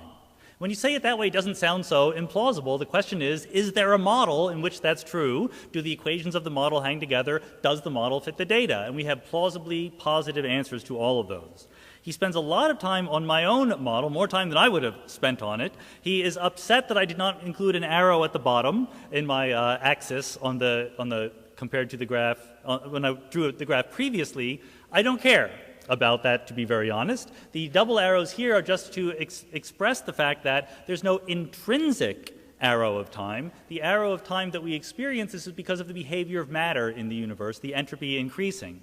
And he says that that's in violation of the second law of thermodynamics. Yes, it is an explanation of the second law of thermodynamics. This is the reason why we, in our little part of the universe, observe the second law. He mentions once again Boltzmann brains, and he says that there should be more Boltzmann brains than ordinary observers. I again explain why that's not true because it's a model-dependent statement. In this particular model, it turns out to be easier to make a universe than to make a brain. That's a selling point of the model. So with that under our belts, I want to actually just completely go off the topic and talk about issues beyond naturalism and theism, because we're having a discussion here about God and cosmology, but let's pull back the curtain a little bit. There are very few people in the modern world who become religious, who come to believe in God because it provides the best cosmology, or because it provides the best physics or biology or psychology or anything like that. And that includes Dr. Craig. There's a famous quote by him that says that the real reason, the primary reason for believing in Christianity isn't cosmological arguments. And I'm not mentioning this as a criticism. It is simply an observation of fact. There are other reasons to be a theist other than cosmology. And I think that is true. I think that makes sense. Most people who become religious do so for other reasons, because it gives them a sense of community, a sense of connection with the transcendent. It provides meaning or fellowship in their lives. The problem is that the basis of religion in the modern Western world is theism, belief in the existence of God. And I've tried to make the case that science undermines theism pretty devastatingly. 500 years ago, it would have made perfect sense to be a theist. I would have been a theist 500 years ago. By 200 years ago, science had progressed to the point where it was no longer the best theory. By 100 years ago, after Darwin, it was a rout. And by these days, with modern cosmology, there's no longer any reason to take that as your fundamental worldview. So what do you do if you identify as a member of a religious tradition in this situation? I think there are three options. One is to deny the science, to think that the world is 6,000 years old. Happily, nobody up here on stage today takes that attitude. That was a previous debate from a couple weeks ago. But there's a second attitude, which is to accept the science but deny the implications, to say that none of the progress of modern science has in any way altered the fundamental view of reality that we put together 2,000 years ago. And I think that there's two reasons why that's not a good idea. Number one, I think it's wrong, as I tried to explain throughout the debate. But number two, I think it's a strategic mistake. I think that if one believes in theism, that must be central to one's view of the world for many, many other reasons. And because theism has been undermined by science, it takes theists and it marginalizes them as part of the wider intellectual conversation. Humanity is at a crossroads. It's a very important time in the history of the world. We need to have deep discussions about who we are and where we're going, and people who cling to the belief in God after science has undermined it are increasingly not going to be part of that discussion. We talked about cosmologists and physicists. Here's what philosophers believe. There's a recent survey that asked philosophers 30 big questions. And philosophers don't agree on anything, but here are the three questions they have the greatest amount of consensus on. External reality exists, science tells us something about that external reality, and God does not exist. Now again, philosophers, you get three philosophers in a room, they don't even agree that there are three philosophers in the room. So the fact that there's only 73% is still a very impressive, and this includes professional philosophers of religion. So I claim that there is a third option, and here's the point where I start giving people advice who did not ask me for any advice. So I ask your indulgence here. The third option, as I see it, for the person who is religious is to say, look, we admit we were wrong. We were wrong hundreds of years ago when we based our belief system on the idea that God was in charge of it all. Of course we were wrong. It was 2,000 years ago. We didn't have microscopes or telescopes. What right do we have to think that we would have gotten the fundamental nature of reality right? But, this person could hypothetically say, religion is much more than theism. It's not just the belief in God. There is the fellowship we feel for our human beings. For centuries, religious traditions were the place where human beings did their most careful, sustained, and rigorous contemplation about what it means to be human, about what it means to experience joy or suffering, to feel camaraderie with your fellow man, to be charitable, and so forth, to have meaning and purpose in your lives. So maybe, this person could say, there's something to be learned even for naturalists from the outcome of all that contemplation. Maybe there is wisdom in scriptures, in the Sermon on the Mount, in the art and the music and the lives of the saints, or for that matter, in the Bhagavad Gita or the Tao Te Ching. I don't know whether there is wisdom there. I'm asking for guidance. At the end of the day, we are all human beings trying to figure out our way in this confusing world. The point is that naturalism replaces theism, but it doesn't replace religion. It doesn't necessarily provide answers to the hard questions of meaning and fulfillment and purpose. I think that it can. I find naturalism personally to be an inspirational and profound view of the world. Ironically, the part I find most inspirational is the fact that someday I will die. Everyone in this room will someday be dead, and there will not be an afterlife, a continuance, a judgment. The lives we lead now are not dress rehearsals. They are the only performance we have.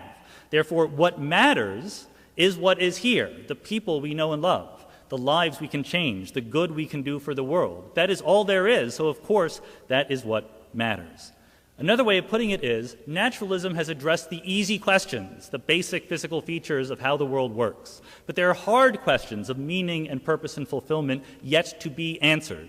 The way I like to say is, we have picked the low-hanging fruit off of the tree of knowledge. But there's a lot of succulent goodies up there on the higher branches. And we'll get there faster if we all climb together. Thank you.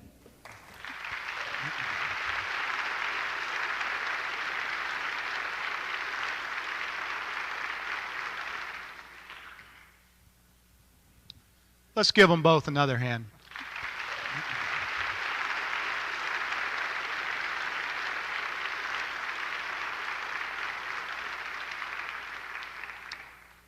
This was just amazing.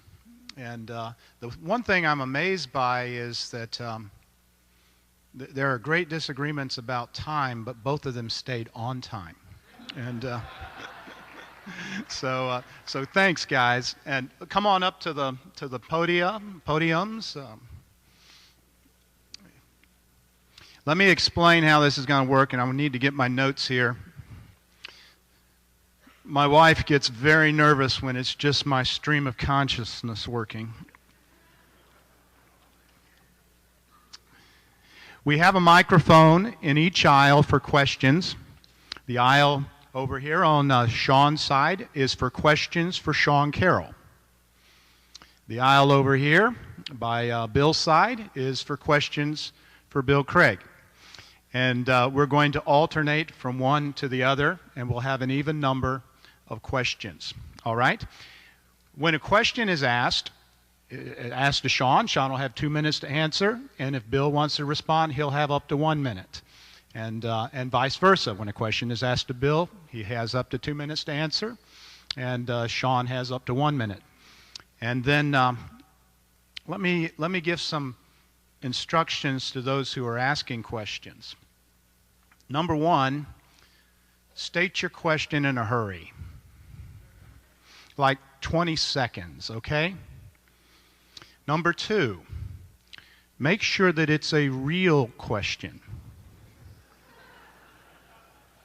The way to make sure that you're asking real questions is ask yourself a question. Ask yourself this question: was I paid to come here?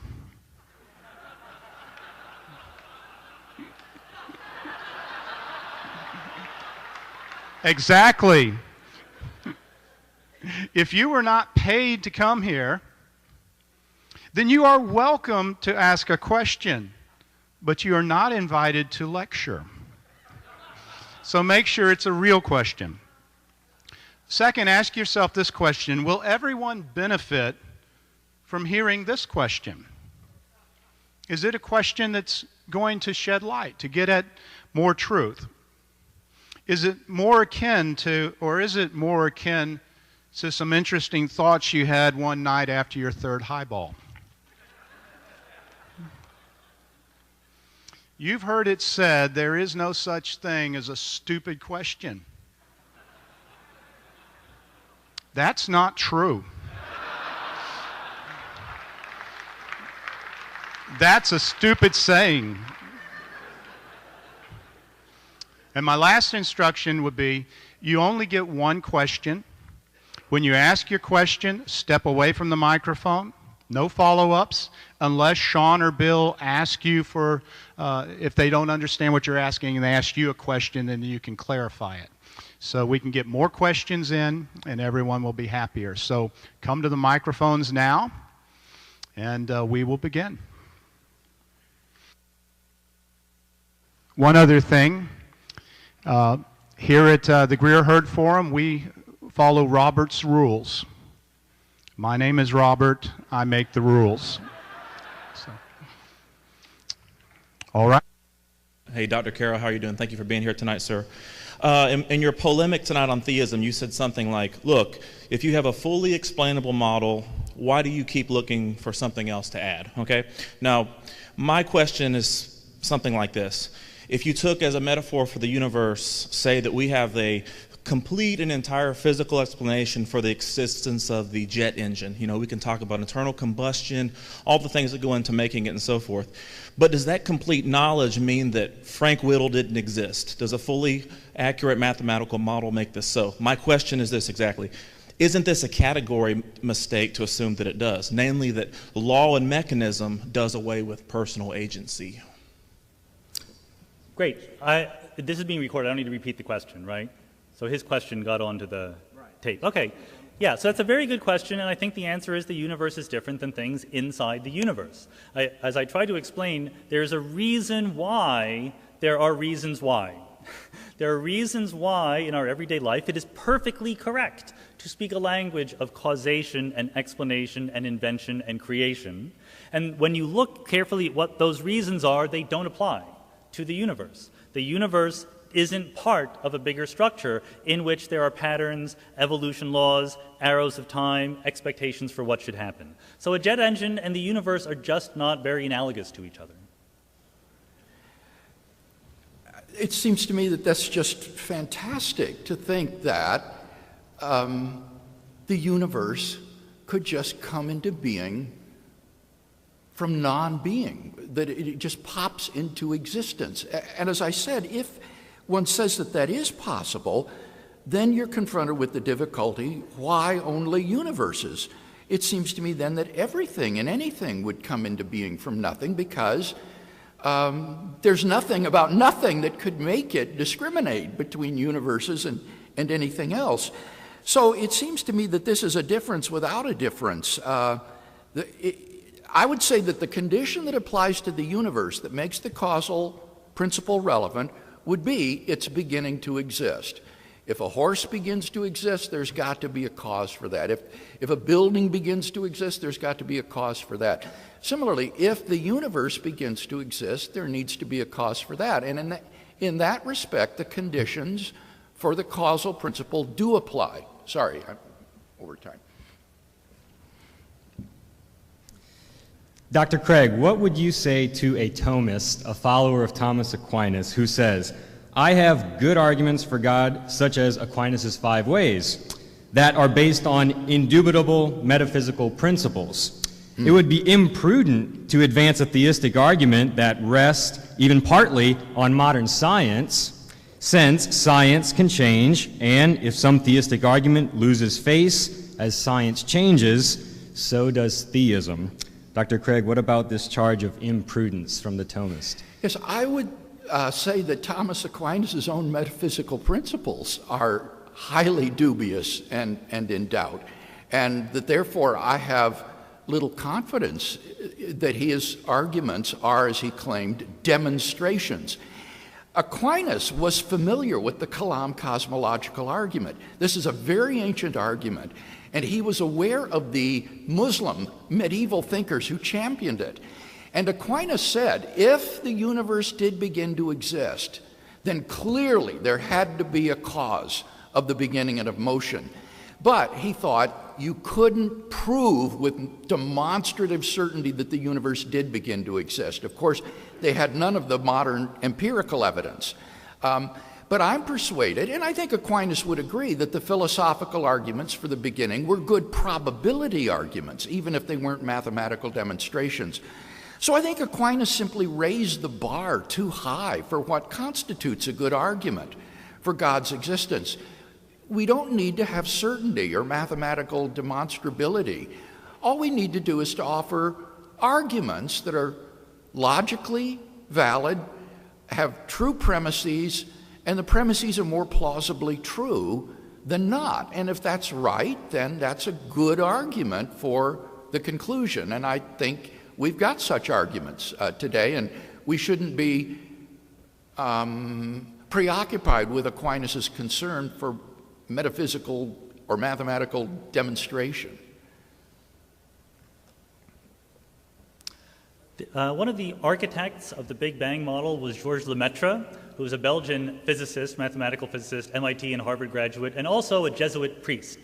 And later in life, in the 1950s, he was serving on a papal commission because the Pope at the time wanted to put forward a statement that said, look, the Big Bang, excellent evidence for the existence of God. And Lemaitre stopped him from doing that. He said, no, you can't get the peanut butter of theology mixed up with the chocolate of science. It does not actually taste great together because, who knows, some days some smart ass will come up with a theory of the universe that is eternal and there isn't a Big Bang anymore. Dr. Craig and I are on the same side. We think that Lemaitre was wrong to make that kind of statement. We both believe that if you're going to be an intellectually honest theist, you need to accord with the best data from the universe. And as we both agree, science is not in the job of proving things with metaphysical certitude. It says that models get better and better at fitting the data. I think that works just as well for theism as it does for naturalism. Dr. Carroll, thanks for being here tonight. My question, at the end of your first speech, you mentioned how, in a nutshell, the theist weasels his way out of predictions that he would make based on the evidence. My question is, though, coming at it, that seems to be assuming that naturalism is some sort of default position and that theism is just adding one step on. My question would be that, do you not find that naturalism is a sort of a bent, an angle that you're coming at it at, and that you allow nothing in that realm? Because, I mean, granted, I know that's what naturalism is, but that you're so shut off from the beginning that nothing could ever meet the evidence, or like Lawrence Krauss says, even if it was in the skies, it maybe consider it. That's right. Yeah, I think this is a good point. Personally, I think that there would be no problem for me to be persuaded out of naturalism. All right, the roof is not. But I think that, it's a matter of what is the model that best fits the data. Again, 500 years ago, I would have been a committed theist, because that was the best we could have done at the time. So I think that it is not an assumption. Some people try to sometimes say that science or naturalists start from an assumption of naturalism, so they just simply won't consider alternatives. I'm very happy to consider alternatives. I think that there were some phenomena in the world which really looked exactly like some religious tradition was saying should happen and was miraculous, was seemingly violating the laws of physics. What would scientists do in that situation? They would not say, oh, we're not allowed to think about this because we agreed yesterday at faculty tea that the world was a natural world. I think they would try to come up with the best explanation. If the best explanation is not naturalism, then I would buy that. I will say that naturalism seems to me to be a priori simpler than theism, because naturalism is the natural world, theism has the natural world and something else that I think is ill-defined. But I didn't actually use that. I think in a proper quantitative Bayesian probability analysis, my prior for naturalism is higher than my prior for theism, but overwhelming evidence will always take care of that. I just don't think it's there. Yeah. Both the naturalist and the theist can be stubbornly committed to their worldviews and not allow contrary evidence to overthrow it. Naturalists are just as adept as theists at explaining away evidence that they find inconvenient. I mean, even to the extent of asserting the universe popped into being out of nothing. So that's a charge that I think goes both ways. It would be possible to falsify theism, for example, by showing a contradiction in the concept of God, as some have sought to do, that there could not be, for example, an omniscient person or a timeless person or something of that sort. So that would be a means of falsifying theism if one could go that route. Dr. Craig, I'd like to understand whether the Kalam argument, because I'm struggling with this. You're stating that the universe has a beginning, and then you invoke cause and effect, but cause and effect is a temporal concept. So if there's no time, is a what? Is a temporal concept. It makes sense if time exists, but before the universe, there's no time. And considerably, why would you need a cause when the concept of cause and effect does not make really any sense? Now, when you say that cause and effect are temporal concepts, what do you mean by that? Well, that you have the cause has always to precede or be instantaneous with an effect. So yeah, I don't if think there's that's no time, true. I don't think that's at all true. And don't you think that causes and effects can be simultaneous? and if they are, then God and the universe come into being at the same time, and why would you need God to explain the birth of the universe, because they're born at the same time? You are willing to grant that causes and their effects can be simultaneous, right? Sure. Okay, yes, I think that's evident. So what I would say is that God's creation of the universe is simultaneous with the universe coming into being. And what could be more obvious than that when you think about it? When else would it come into being that at the moment that God created it?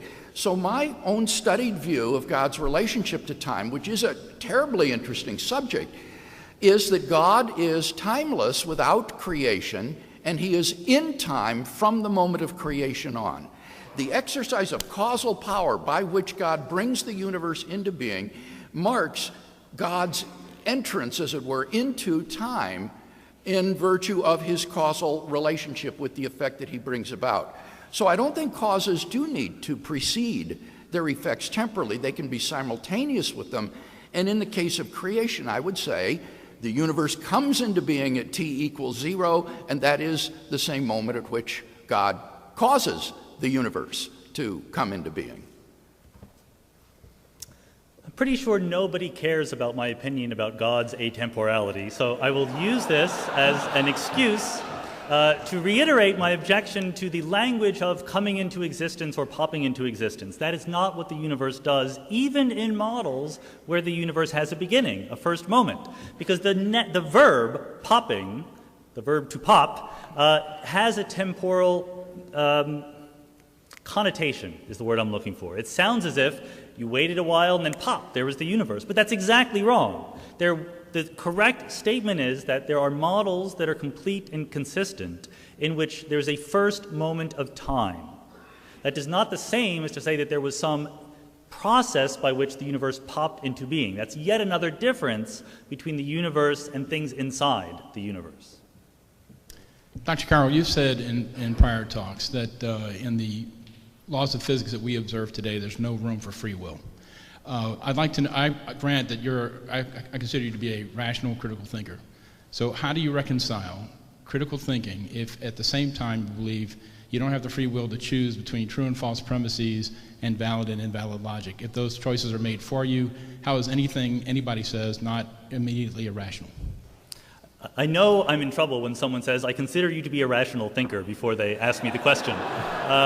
So I think I'm not exactly sure what you read. I think if you read carefully, I believe in free will. I'm pro-free will. I think that free will is an emergent concept in a universe which at the fundamental level is completely mechanistic. I think there are laws of physics that do not involve what we call a libertarian approach to free will. I do not think that human beings supersede the laws of physics. I think that human beings are collections of elementary particles interacting according to the laws of physics. And if I was able to write down every single particle in my body and I had a Laplace's demon level of computational ability, I could predict what I would do.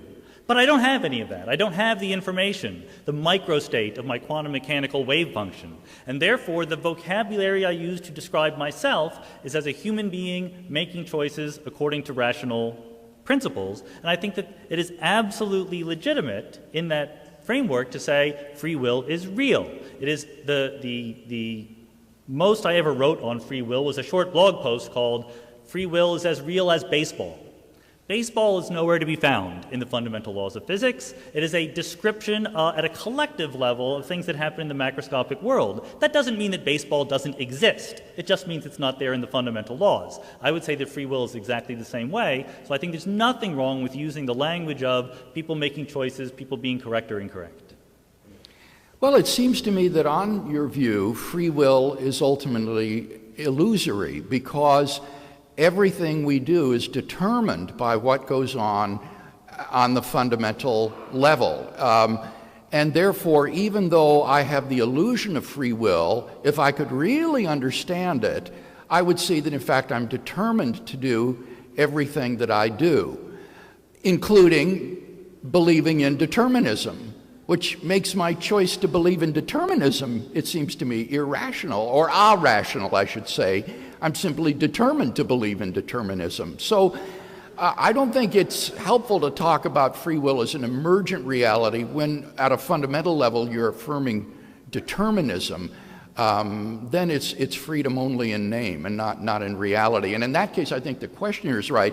It's very difficult to see how anything I do is rational. It's just like a tree growing a branch. It's all determined by mindless forces. Dr. Craig, it's an honor to speak with you tonight. I was going to ask Dr. Carroll something, but the line was so long, and I like short lines, yes. So I came over here. I'm not an... You could say, if you were Dr. Carroll, what would you... There you go. I'm not an atheist, an agnostic, or a classical theist. I feel like there's a middle camp between the two of you that's ignored, and I'm more along the lines of a panentheist and along the lines of Spinoza and Einstein. And I think that whole discussion gets lost here tonight. But there's the real question I want to get to, and the important one, I think, is what Roger Penrose talks about with the necessity of conscious observation and the neglect of the Copenhagen interpretation of quantum mechanics among practicing physicists who seem to ignore the necessity of conscious observation creating quantum decoherence. And I wanted to find out what you thought about Roger Penrose and his ideas and that. Thank you. Well, there are at least 10 different physical interpretations of the equations of quantum mechanics, and they're all empirically equivalent, they're mathematically consistent, and no one knows which, if any of them, is the correct physical interpretation. I'm inclined to agree with philosophers of science who think of the traditional Copenhagen interpretation as really just quite unintelligible, and I'm therefore more inclined to some sort of deterministic theory of quantum mechanics, like David Bohm's quantum mechanics. Now, I know that Sean Carroll holds to Everett's many worlds interpretation, but that again seems to me to be just fantastic and has difficulty making sense out of the probabilities in quantum theory. But basically, I don't think we need to decide. No one knows for sure what is the correct physical interpretation. It works, and that's what the practicing scientist is concerned with, but it remains a matter of deep debate as to how to understand it. Well, I'm glad we found another very important area of agreement between Dr. Craig and myself. The Copenhagen interpretation is basically nonsense. No thoughtful person still holds to it, and yet we teach it to all of our undergraduates. That's kind of a scandal. And, and no one knows what the right answer is. I would also agree with that. I do hold to the many worlds interpretation. I think that you see it's a sort of consistent split that we have, because people do, when faced with the statement of the many worlds interpretation, it bothers them at an emotional level. I mean, where do you put all of those worlds? How do you fit them into the universe? But when you look at the level of the equations, it is the simplest possible interpretation of quantum mechanics. There are important questions that are still raised about it. I'm also writing papers about that. I think these are important issues to be addressed. But I judge simplicity by the number of ideas and concepts, not by the number of universes. Well, thank you for taking my question. Assume we had a model of the universe that corresponds to reality concerning all material things. Is it still logically possible to affirm the existence of a God? Yes. I didn't hear the final. Is it still possible? Yeah, what? maybe say the whole thing over again. Yeah, look, one more time, I'm sorry. Assume we had a model of the universe that corresponds to reality concerning all material things. Yeah. Is it still logically possible to affirm the existence of a God? Good, so yes. Sure. It's logically possible to assert a whole bunch of things. And it's logically possible to assert that Isaac Newton had the right theory of gravity and Einstein didn't. It's logically possible to assert the steady state theory. You can probably I get email from people who believe this. They're not very logical people, admittedly. But the way that science goes about deciding on theories is not on the basis of logic alone. It's not about, you want your theories to be logical. I think that's the minimum requirement. But there are many, many, many logical theories. One of them is that we're all living in a computer simulation. There's a mad scientists out there. One of them is that none of you exist. I'm a brain in a vat. These are all logical possibilities. At about a similar level of plausibility in my mind, there's the logical possibility that we live in a world that always obeys laws of physics, and yet God created it and is hiding from us. So that's absolutely logically possible. I don't give it a lot of credence. Yeah, logical possibility is simply too easy. And therefore, I think probably you meant something perhaps different than just mere logical possibility. What we're talking about is maybe metaphysical possibility or plausibility. Those are the real issues that I think are important, because it would be pretty surprising if you could show that something like this would be logically impossible. Dr. Craig, you've been very skeptical about the idea of universes just popping into existence. Does cosmology have anything to say about where God might have come from, or are we allowed to think that he could have popped into existence? Yeah. No, obviously cosmology would not have anything to say about where God came from, because God is a non-physical, transcendent entity beyond the universe. That's why I use the word transcendent in that argument. This is something that is beyond the universe. The universe is defined as all contiguous physical reality. But I do want to take this opportunity to highlight for you a very significant difference between Sean and myself that is a philosophical difference that has tremendous impact upon this whole debate, and that has to do with this idea of popping into existence. If I'm not mistaken, Dr. Carroll holds to what is called a tenseless theory of time. That is to say, past, present, and future events are all equally real. Temporal becoming is merely a subjective illusion of human consciousness. There is nothing privileged about the present, ontologically speaking. I hold to quite a different view of time. I think that temporal becoming is a real and objective feature of the universe. The future doesn't in any sense exist. Things really do come into being and go out of being. And that's why I use the language of popping into existence, not because I illicitly presuppose a time prior to the origin of the universe, but because I believe in a tensed theory of time which affirms the objectivity of temporal becoming. And on that view, the beginning of the universe does not just tenselessly exist. The universe comes into being. And surely that requires a cause. Now, this is not just an unfounded metaphysical assumption on my part. I've written 2 books on this in which I defend the tensed theory of time, giving arguments for it and answering objections against it. And then I attack the tenseless theory of time, giving arguments against it and answering the arguments for it. But this is a huge metaphysical assumption that underlies this debate and divides us. As it were. There is a, so I will confess, I don't know, this is not answering your question, but it's a confession that as a scientist, there is this enormous temptation that I am constantly resisting when we're in dialogue between science and theology, which is that theologians talk about the relationship between God and time, or God's status as necessary or anything like that. And there's a big part of me that wants to say, you know, why are you working so hard to extract yourself from these dilemmas when you can just say God doesn't exist? It just sounds crazy. And then I realize I'm a cosmologist. And the same people could say the same thing about everything that I say. There's plenty of things that I say that sound crazy. So I think that all I'm saying is I think these are difficult, interesting questions. And it's very, very hard on the basis of thinking alone to get the right answers. That's why science has this huge advantage that we collect data. Dr. Carroll, you asserted that theism is unreasonable, at least in part because the term God is poorly defined. So you, at the end of your first talk, you said the solution to the problem that from a theist point of view, the world is not as we would predict. It's easily solvable because of the flexibility of the terminology of God. So the theist can simply form any of hundreds of models of God that explain why the world is the way it is while maintaining the creative agency of God. And that's unreasonable. But when you want to show the plausibility of an eternal universe, you build a model, and you showed 17 of those, and you said all of them could work, but you don't think that any of them are right. They could be right, but you don't think they're right. And that is reasonable.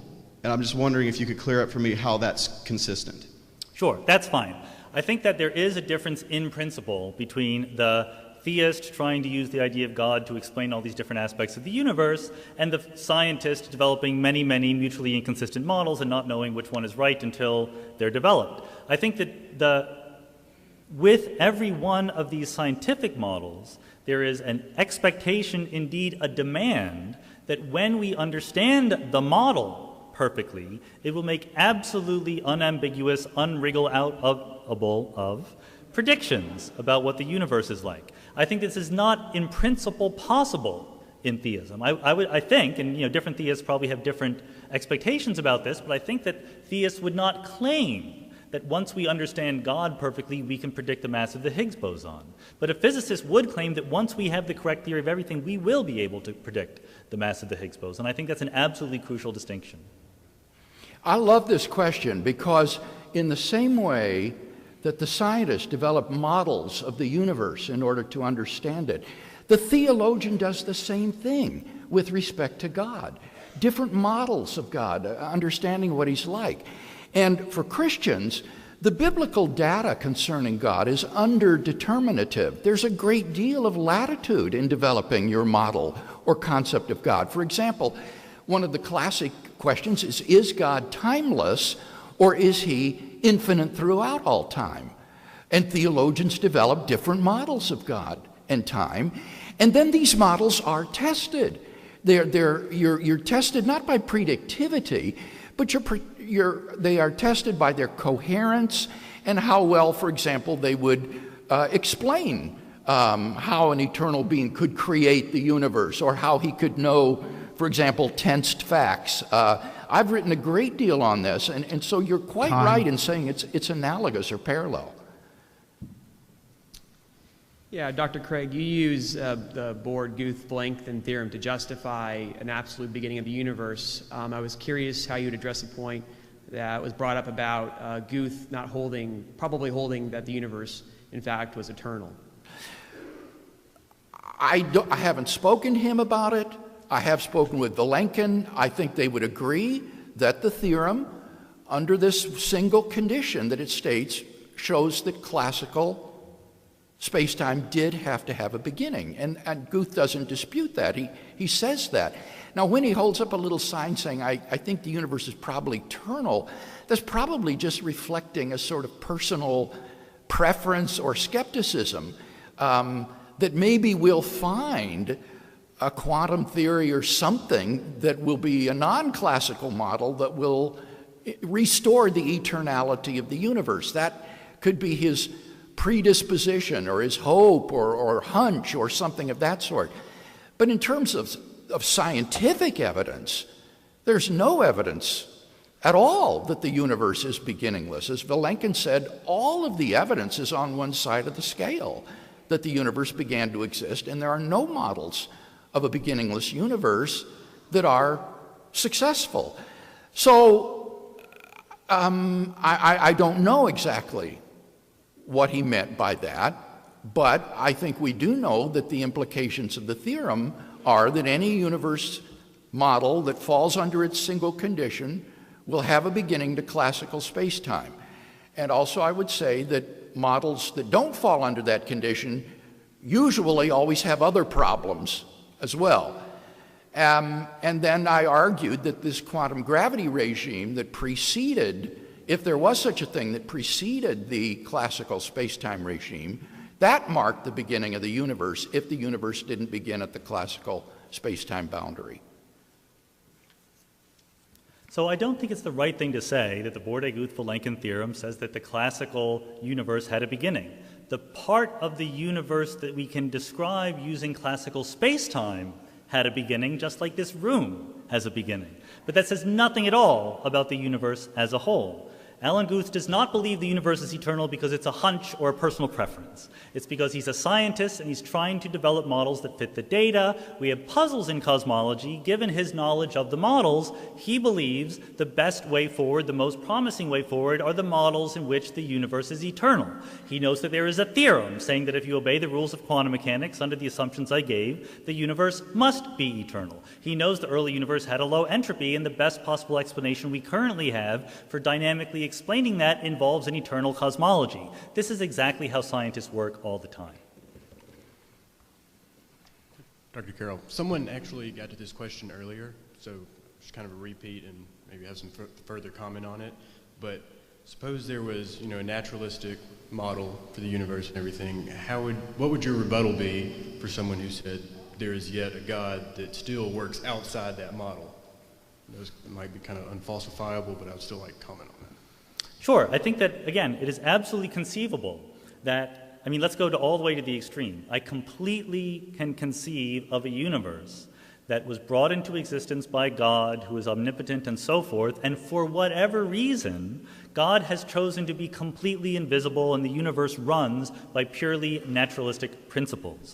In that case, I'm not saying that it is logically impossible or even that it is illegitimate to conceive of that possibility. I just say it gets you nothing. By all of the conventional standards of scientific or even philosophical explanation, if I have two possible models that fit what we observe about the universe, and one of them has less stuff, less ideas, is more self-contained, is more rigid and well-defined than the other one, I'm going to prefer that one. I'm never going to say I completely rule the other one out. And this is not a completely hypothetical circumstance. Cosmology, quantum mechanics, quantum field theory, particle physics are full of many, many models that are in principle compatible with the data, but only if you take some parameters and push them out where they shouldn't be, make them very, very small, make them very, very invisible. We put limits on our theories. We do not rule them out entirely. But when the limits, the constraints become so strong, the theories become uninteresting. We have a better way of moving forward. To me, that's the situation with naturalism versus theism. The arguments that I've offered tonight are consistent with the universe being self-contained in the way that Dr. Carroll described, so that needn't be an issue of debate between us. But I don't see any reason to think that the universe is self-contained. I don't see any reason at all to think that the transcendent God doesn't act miraculously in the world. And there's simply no way that Dr. Carroll, as a scientist, could know that God never acts miraculously in the universe. So that the idea that the universe is causally closed or self-contained is really a naturalistic article of faith. It's a metaphysical presupposition, not an inference drawn on the basis of science. Dr. Craig, I really have enjoyed listening to both of you today. My question is that, well, yeah, I do have a question. Can you speak directly into the mic, please? Can you hear me now? Yeah. Oftentimes when particularly believers or theists are talking about religion inside the arena of religion, they are very, very comfortable. They know what they're talking about. But when they leave that arena and they go into places and talk about cosmology or they talk about medicine, it seems like that they are trying to make their religious beliefs fit into that sphere. So my question is this. And given that you said a few seconds ago, God is not of this world or bigger than this world, why would he find it important to have a discussion about medicine or find it important to have a discussion about the stars? Why would that be significant or irrelevant to him? Because, I mean, he's omnipotent. As a systematic theologian, I am committed to having what I call a synoptic worldview. That is to say, a worldview that takes into account all of the data of human experience, not only what we learn from revealed truth in theology, but also from science, from history, from psychology and the humanities. As a Christian, I want to have a world and life view that makes sense of reality. And so I think that's why the Christian is vitally interested in these subjects and why I, as a philosopher and theologian, am terribly interested in these scientific theories about the origin of the universe, about the fundamental nature of physical reality, about the origin and evolution of biological complexity. I want to have a worldview that makes sense of the data of science. And I think that's one of the great things about the Christian worldview, is that it does form a coherent worldview that answers our deepest questions and yet is consistent with what we learn from other sources of knowledge. So that's why I am committed to the project of developing this sort of synoptic world and life view. I hesitate when it comes to my job to tell believers what to think, and then I do it. So I'm not a believer, but if I were a believer, if I were a theist, to me I would think that the fact of my theism would be absolutely central to everything I believed about the world in all of its aspects. I think that there's a modern tendency to try to shield religious belief and practice from the encroachment of scientific knowledge by saying, well, my religion has to do with my practice and my values, but nothing to do with the physical world, the biological world, the scientific world. I think that is actually a much less intellectually honest point of view than one like Dr. Craig's that engages with the full picture. Dr. Carroll, I'll try to phrase this without using terms that I know you don't like and make this a how question instead of a why question.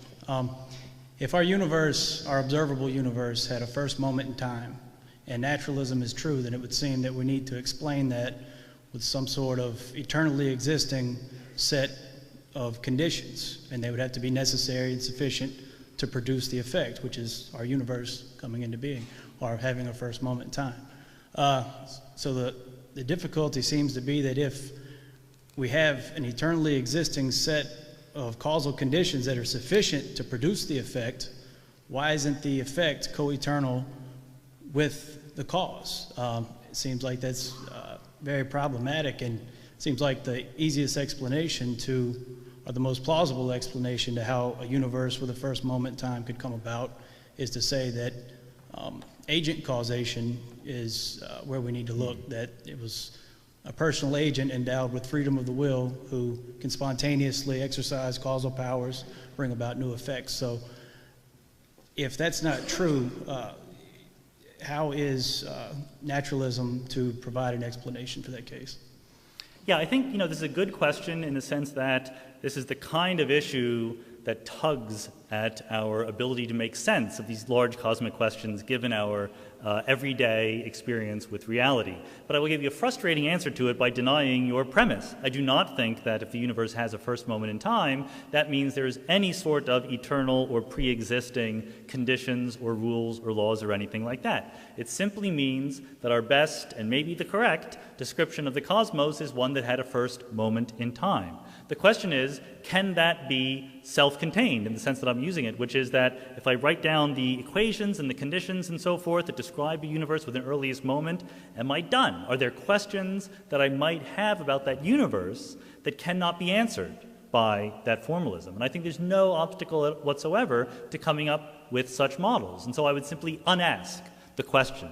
I would say that, no, there aren't pre-existing or eternal rules. There is the universe, and the universe has a first moment, and the universe obeys rules during those moments when the universe exists.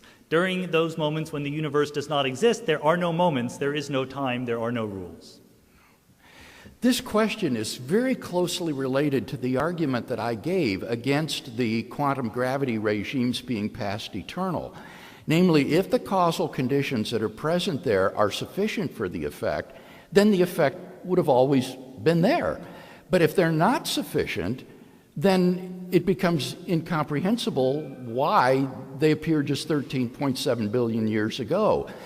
And therefore, it seemed to me, I argued, that this regime would itself have to have a beginning and come into existence. The contrast with this is when you have a libertarian agent with free will, he can exist from eternity and then freely decide to produce an effect in time without any antecedent determining conditions.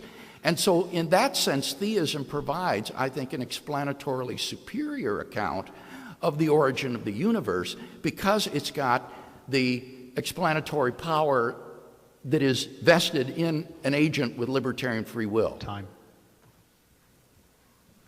Yes, I'm really afraid I'm going to ask that stupid question, so please excuse me. But I don't really understand, like, how do you come up with the probability or improbability, as you have been saying, of the universe, if it's a universe, when a universe only, like, it has only begun once? Like, how do you come up with that? Don't you have to have more scores to calculate such a probability? Yeah, now, which argument is this relevant to in your mind? First of all, you said there's a universe, and then you have been repeating a lot that it's highly improbable that it just popped out of. Oh, like the finely tuned universe. Okay, I don't think this is a good objection to fine tuning, because what we can do is simply conceptualize a multitude of universes by varying these constants and quantities and seeing what would result. So, for example, the physicist John Barrow gives the following illustration. He says, put a red dot on a piece of paper and let that be our universe. Now, alter slightly one of the constants or quantities. That will make a new universe. If it's life permitting, make it a red dot. If it's life prohibiting, make it a blue dot. Now do it again, and do it again, and do it again, until your sheet of paper is filled with dots. And what you will come up with is a sea of blue with only a couple of pinpoints of red. And it's in that sense that one can say that these finely tuned universes are enormously improbable. You don't need the universes to actually exist in order to say they're improbable. All you need to do is to have this, so to speak, logical space of possible universes described by different quantities and constants in order to say that finely tuned worlds are extremely rare. I think it's a great question because we do have this tendency to speak informally about probabilities, likelihoods, and so forth. And even professional cosmologists do this when we talk about the early universe. That seems improbable, unlikely, unnatural is the usual term that we use. And sometimes we're just totally wrong about that. And so the example that Dr. Craig just gave about the blue dots and the red dots sadly almost never applies in cosmology because it assumes there is a discrete set of dots that we can color, blue or red. Usually in cosmology, there's a continuous spectrum of possibilities. And in that case, it's much harder to even imagine assigning probabilities consistently. The example I gave, which was then sort of not talked about later, was the expansion rate of the early universe. There was a naive argument that it says it's very improbable. When you look more carefully, you realize it's extremely probable. So there's not a definitive answer as to what the correct answer is, but I'm agreeing with your implication. We should be very, very careful when using words like that. All right. Well, our time is up, but this has been, I know, it's an improbable world where you're at the microphone, and this has been great. Let's give them all a hand again.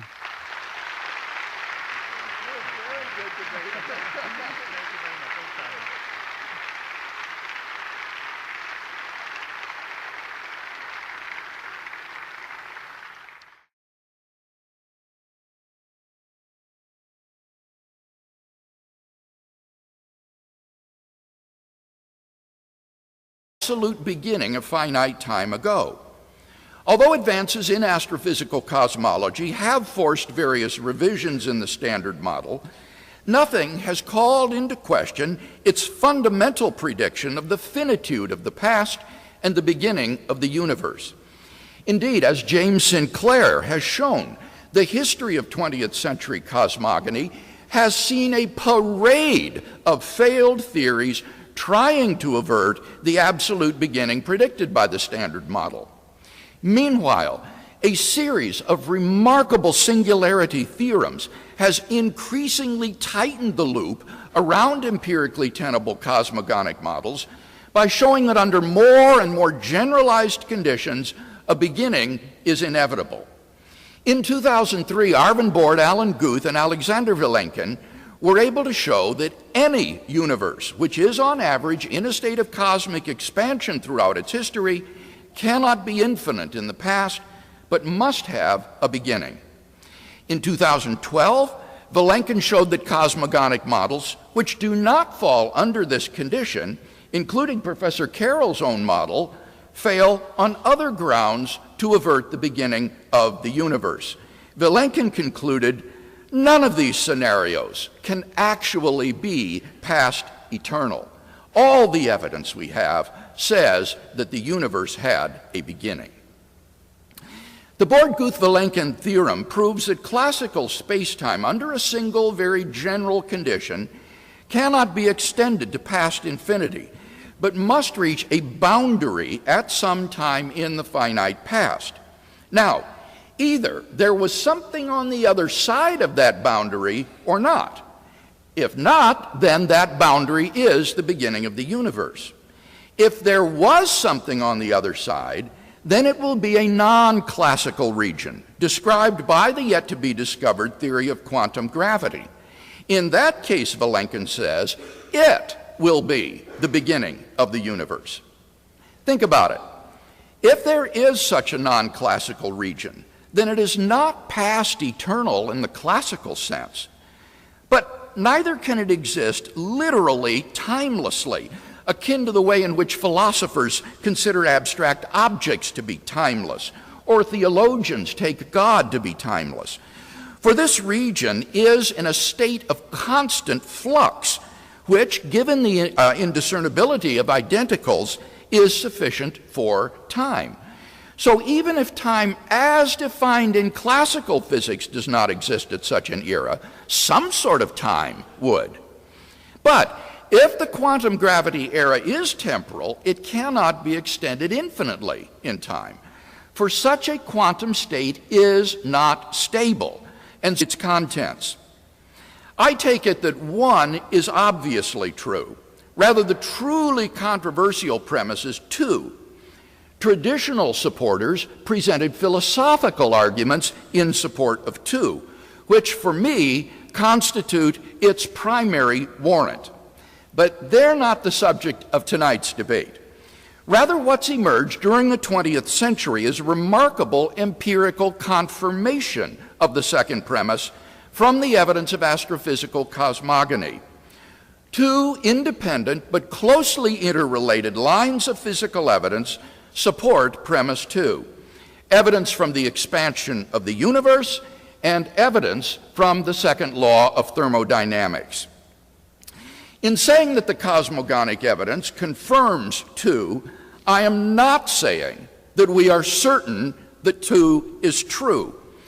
Too many people mistakenly equate knowledge with certainty. When they say that we do not know that the universe began to exist, what they really mean is that we are not certain that the universe began to exist. But of course, certainty is not the relevant standard here.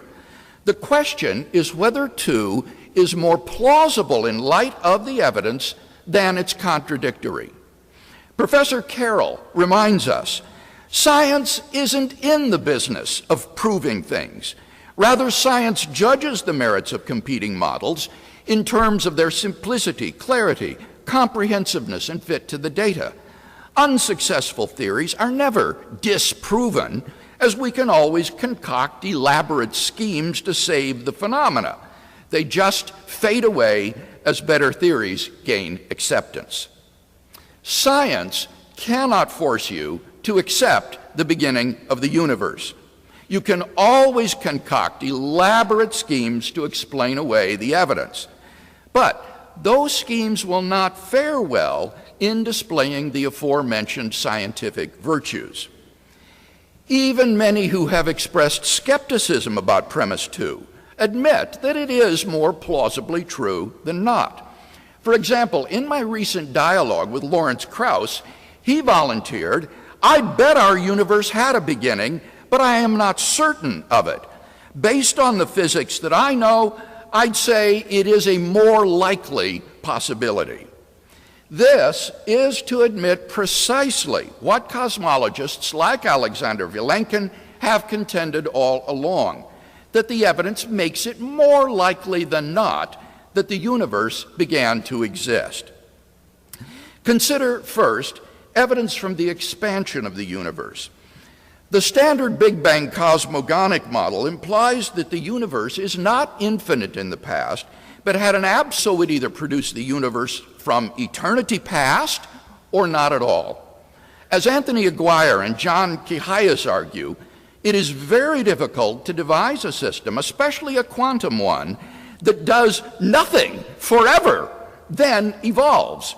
A truly stationary or periodic quantum state, which would last forever, would never evolve, whereas one with any instability will not endure for an indefinite time. Hence, the quantum gravity era would itself have to have had a beginning in order to explain why it transitioned just some 13 billion years ago into classical time and space. Hence, whether at the boundary or at the quantum gravity regime, the universe probably began to exist. Consider now the evidence of thermodynamics. According to the second law of thermodynamics, entropy in a closed system almost never decreases. Given the naturalistic assumption that the universe is a closed system, the second law implies that given enough time, the universe will come to a state of thermodynamic heat death, whether cold or hot. Given that the universe will expand forever, it may never reach a state of equilibrium, but will grow increasingly cold, dark, dilute, and dead. But then the obvious question arises. Why, if the universe has existed forever, is it not now in a cold, dark, dilute, and lifeless state? P.C.W. Davies gives the obvious answer. The universe can't have existed forever. We know there must have been an absolute beginning a finite time ago. The universe's energy, says Davies, was simply put in at the creation as an initial condition. By contrast, Professor Carroll's solution to the problem confronts serious obstacles. He imagines that the overall condition of the universe is a state of thermal equilibrium, a sort of de Sitter space, but that random fluctuations spawn baby universes which pinch off to become wholly independent spacetimes. We find ourselves in one such baby universe in a state of disequilibrium. Let me raise two concerns about this model. First, not only are the production mechanisms of such baby universes admittedly conjectural, but such a scenario violates the so-called unitarity of quantum theory by allowing irretrievable information loss from the mother universe to the babies.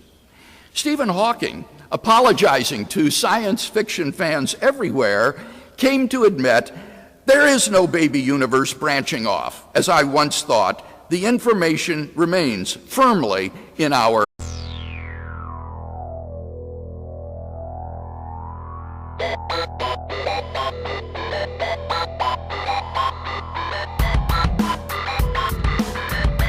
Let me introduce our speakers as if you don't know who they are already.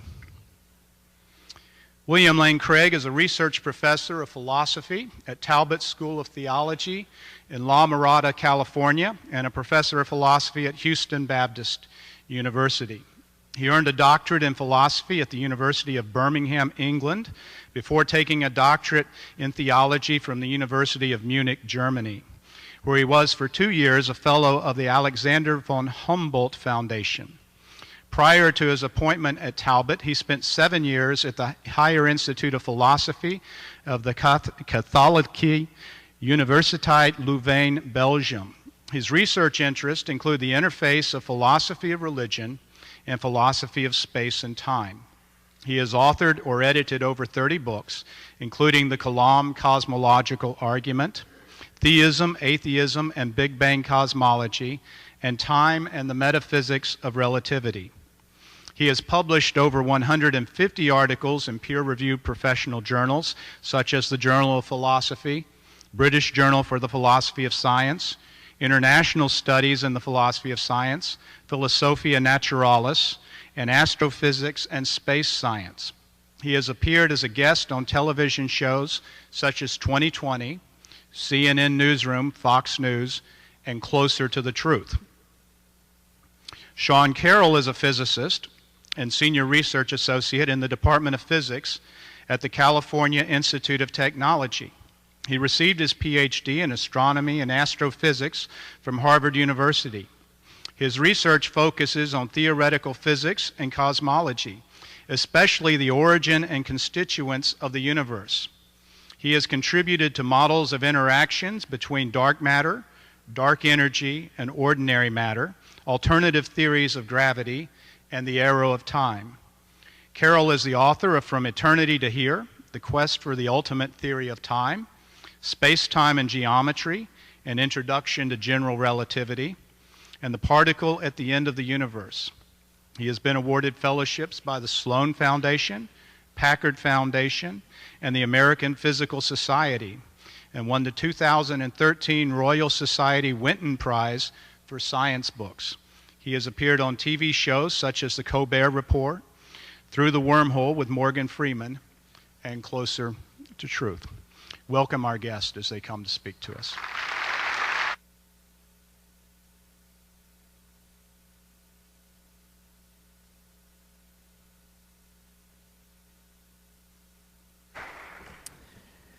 Good evening. It's an honor to be taking part in a forum featuring such distinguished scientists and philosophers. Thank you very much. In his recent book, Where the Conflict Really Lies, Alvin Plantinga distinguished three ways in which science and theism might be related: areas of apparent conflict, genuine conflict, and concord. I take it as obvious that there does not exist even apparent conflict between contemporary cosmogonic theories and theism. Contemporary cosmology would therefore seem to be an area of obvious concord between science and theism. But tonight I want to defend an even stronger claim, namely that the evidence of contemporary cosmology actually renders God's existence considerably more probable than it would have been without it. This is not to make some sort of naive claim that contemporary cosmology proves the existence of God. There is no God of the gaps reasoning here.